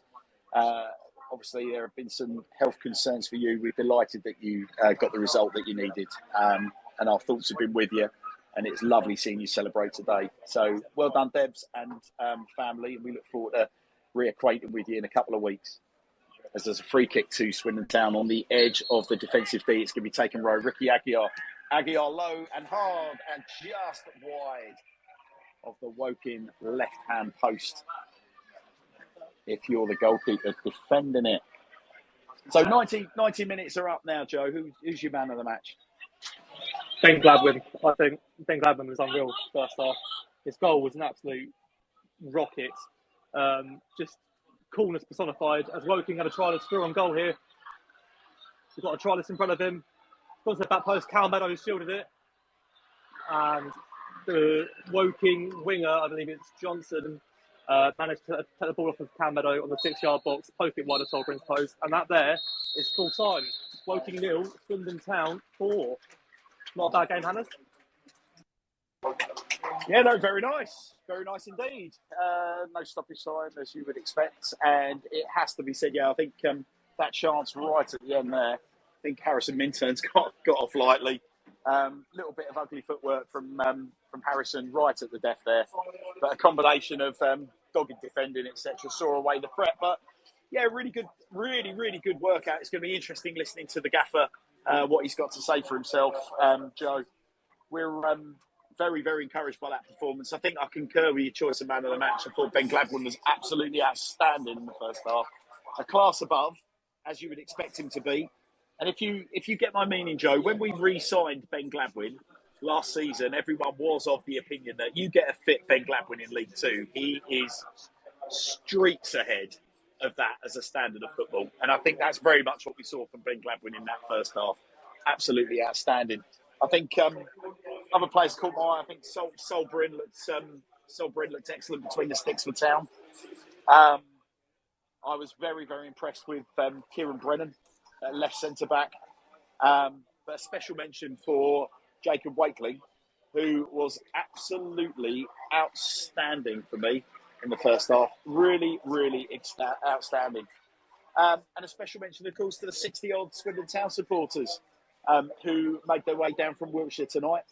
And as they're edging out the stadium, I'm sure that they hopefully will be the ones that are filling their social media timelines with a bit of positivity based on what we've seen tonight, because that was streets ahead of the fair that people were complaining about Supermarine on Saturday. So Swindon Town squad being pulled together on the halfway line now, as Scott Lindsay is giving a what looks like a motivational and indeed a manage the expectations speech to those players. But I don't think there's going to be any player out there, Joe, that is going to be displeased with their shift that they put in tonight. I think every single player that we've seen out there has put in a shift. Yeah, 100%. Solbrind is coming off now. He had a monster of a game. Obviously, I've given man of the match over to Ben Gladwin, but Solbrind was a fantastic performer out there. Thinking of four, at the top of my head, 4 one-on-ones. Yeah, very strong, very good performance. Town players even got over to give the Town fans some love. I can see Archer Hanrahan on the pitch with his camera in hand. I've got a beaming father sat next to me. But yeah, good showing for all the boys. I think nobody had an off day, really. Everyone did themselves proud. It's a good run out, which is what it's all about at the end of the day, isn't it? It's nice to see some goals. We've got to see 4 of them. So no complaints from my end. So I think if you'd said to us before the game that we'd come to a very ambitious National League outfit and walk away with a clean sheet, 4 lovely goals, good goals as well, Joe. Very, very, very good goals. I think, we would have been absolutely over the moon to say that's what we're coming away with.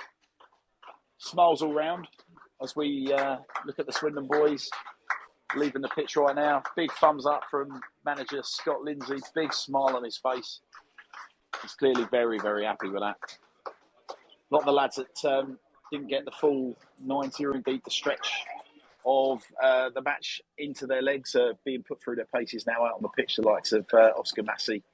Some of the lads that were substituted a little earlier than the others, all being pushed out there. Get some extra running in as their pre-season preparation continues.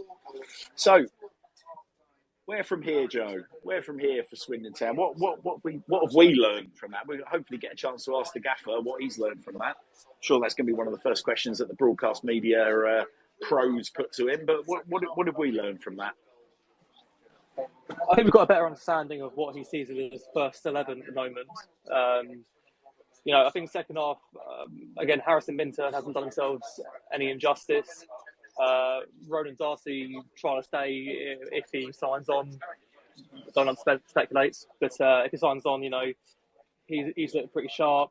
Ricky Aguilar looks like he's bulked out quite a bit over pre-season. So if that was a gripe that anyone had about him last season, obviously the talent's there. He looks like a more than capable outfit for our midfield.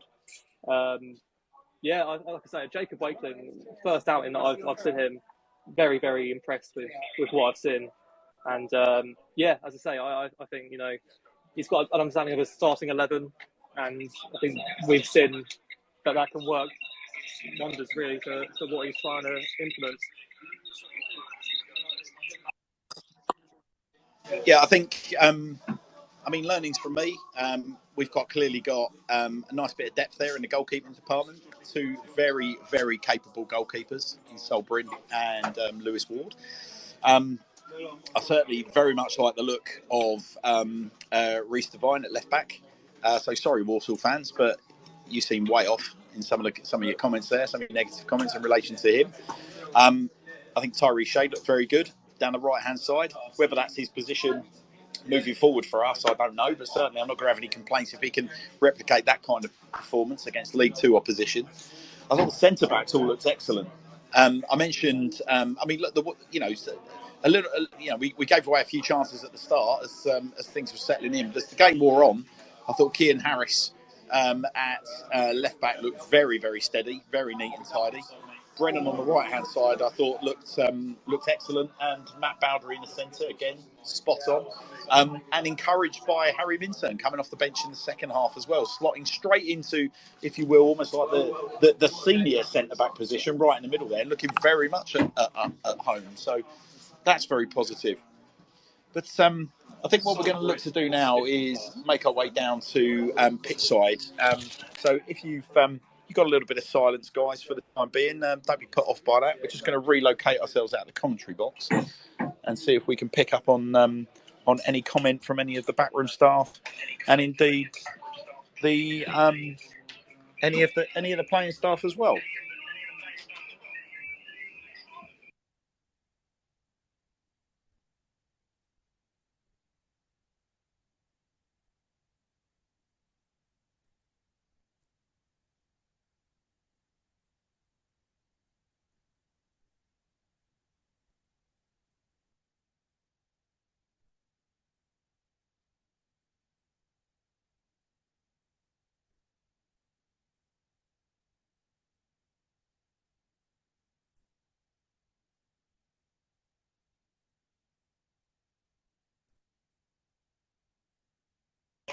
All right, guys, we're here with Scott Lindsay, Swindon Town manager, pitch side at Woking. Scott, that was an outstanding performance, wasn't it? Given the conditions, very, very hot, dogged opposition, fancied by their talking to their staff before the game. They were saying they were going to have a right old go at the conference this year. You must be chuffed with that. I was pleased more so that we got out of it exactly what we wanted to get out of it, in terms of we wanted to play kind of a stronger team to play for 60 minutes and make changes on 60 minutes. It was good. I thought it was. I thought in terms of how we played, I thought we played well. In terms of how we pressed, I thought we worked hard. I got out of it exactly what I wanted. So I'm really pleased. Gaffer, I know you're big on. I think your words were winning mentality. How important was that to get a win off the back of?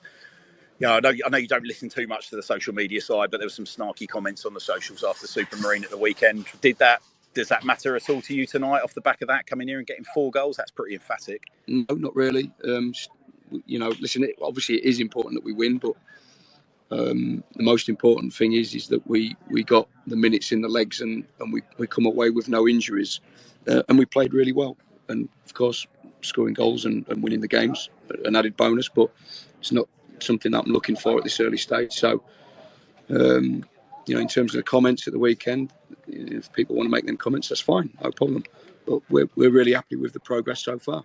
And an outstanding contribution from Tom Clayton on his debut as well. That was quite some assist, was it not? Yeah, no, it's a great ball in. He's got that eye for through passes. That was kind of one of the reasons why we signed him. He's got an eye to split defenders and, of course, be a good defender himself. But he's got an eye for playing them passes through. So no, he's a good player. How long have you been watching him for, Gaffer? Has that been something you've been working on for a while? I think kind of like in this job, you're always constantly watching players all the time. So probably the first time I saw him was probably last season, if not the season before. Off the top of my head, I can't really remember, but you kind of watch these players constantly. Outstanding. Well, Gaffer, that's fantastic. Thanks for giving us your time after the game. What's the week ahead look like for these boys? Straight back in it tomorrow? No. A breather, they'll have a rest tomorrow, and then we'll have a double session on Thursday.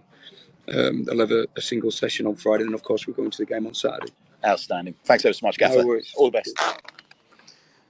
Swindon Town manager Scott Lindsay there with his thoughts on Swindon Town 4, Woking 0.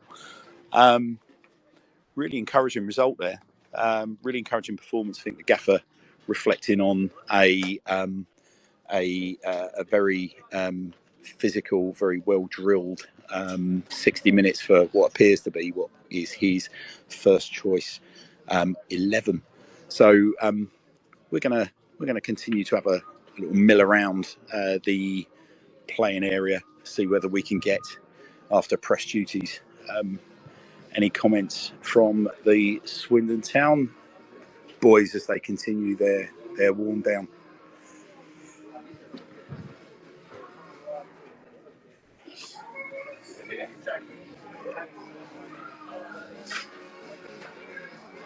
Anton, you want to say hello?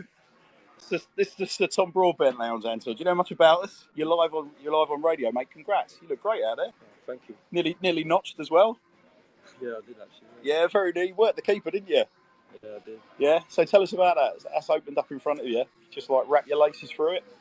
Yeah, I just thought, fuck it, I'll have a go. Yeah. Why not, mate? Great stuff. So, how's the what's it like, Anton? As you come into this kind of environment where you're sort of surrounded by first team players, you're such a sort of like tender age. Do you find her a welcoming bunch? Yeah, they're welcoming. Like, it's nervy, but they're always like carrying you along in the game and helping out. Yeah. So like, it's good to be around players that are like that. You know what I mean? So tell us a little bit about you, Anton. You a local lad? No, I live in Reading. You live in Reading? Yeah. Well, we've all got our faults, mate. You know. Anton, that's great. Thanks ever so much, buddy. Good luck for the season ahead. Aspirations for yourself personally? Going to look to get your pro debut, crack on from there? Yeah, just get that pro debut and then hopefully in for a contract as well. All right then, buddy. Yeah. We wish you all the best for that. Thank you very much. No worries at all. Take good care. Yeah, I'll put it now. Got Harry Parsons coming through.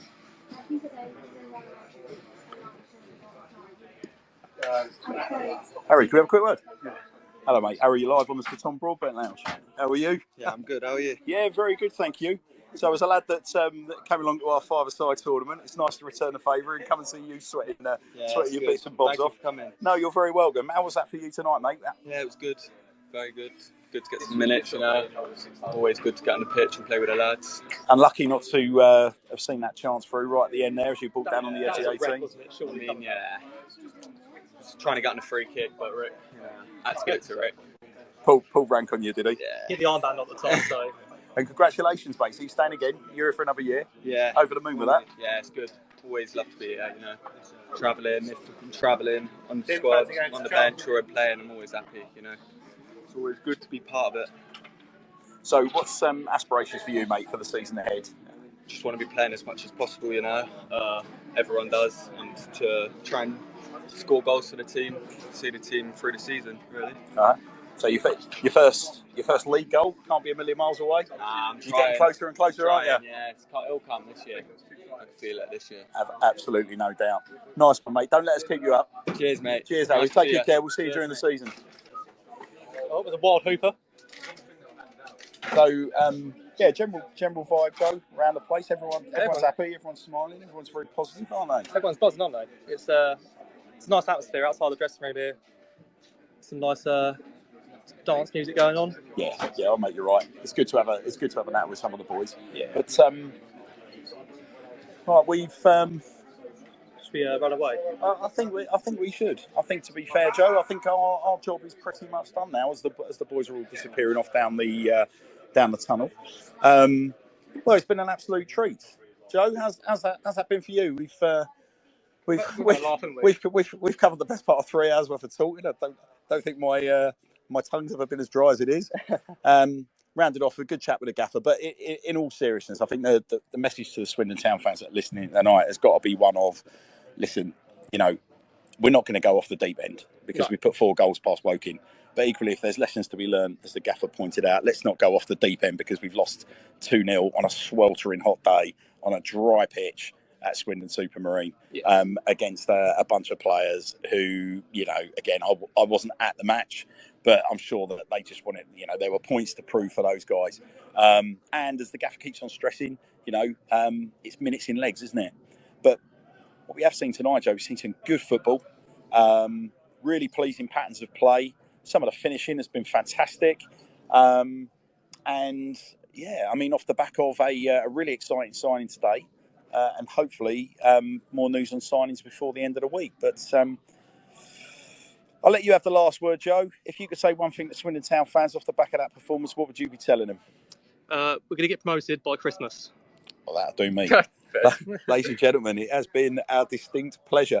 We'll be returning, certainly returning with match commentary and pre- and post-match coverage of the Swindon Town Cardiff pre-season friendly at the County Ground on the 23rd of May. We will no doubt have a couple of nice surprises lined up for you between now and then. But 23rd of July, May, 23rd of July. So in the meantime, thank you ever so much for your ears. It's been a real pleasure, a first for us. Thanks for tolerating it. And we look forward to catching up with you all across Twitter and across Twitter Spaces in the very near future. Bit of housekeeping, as always. We are a Swindon Town fans Twitter space. Our views do not represent those of Swindon Town Football Club or indeed those of Sir Tom Broadbent himself. We've been our absolute pleasure being with you tonight, guys. Safe journeys home. And if you're already at home, pour yourself a nice glass of wine and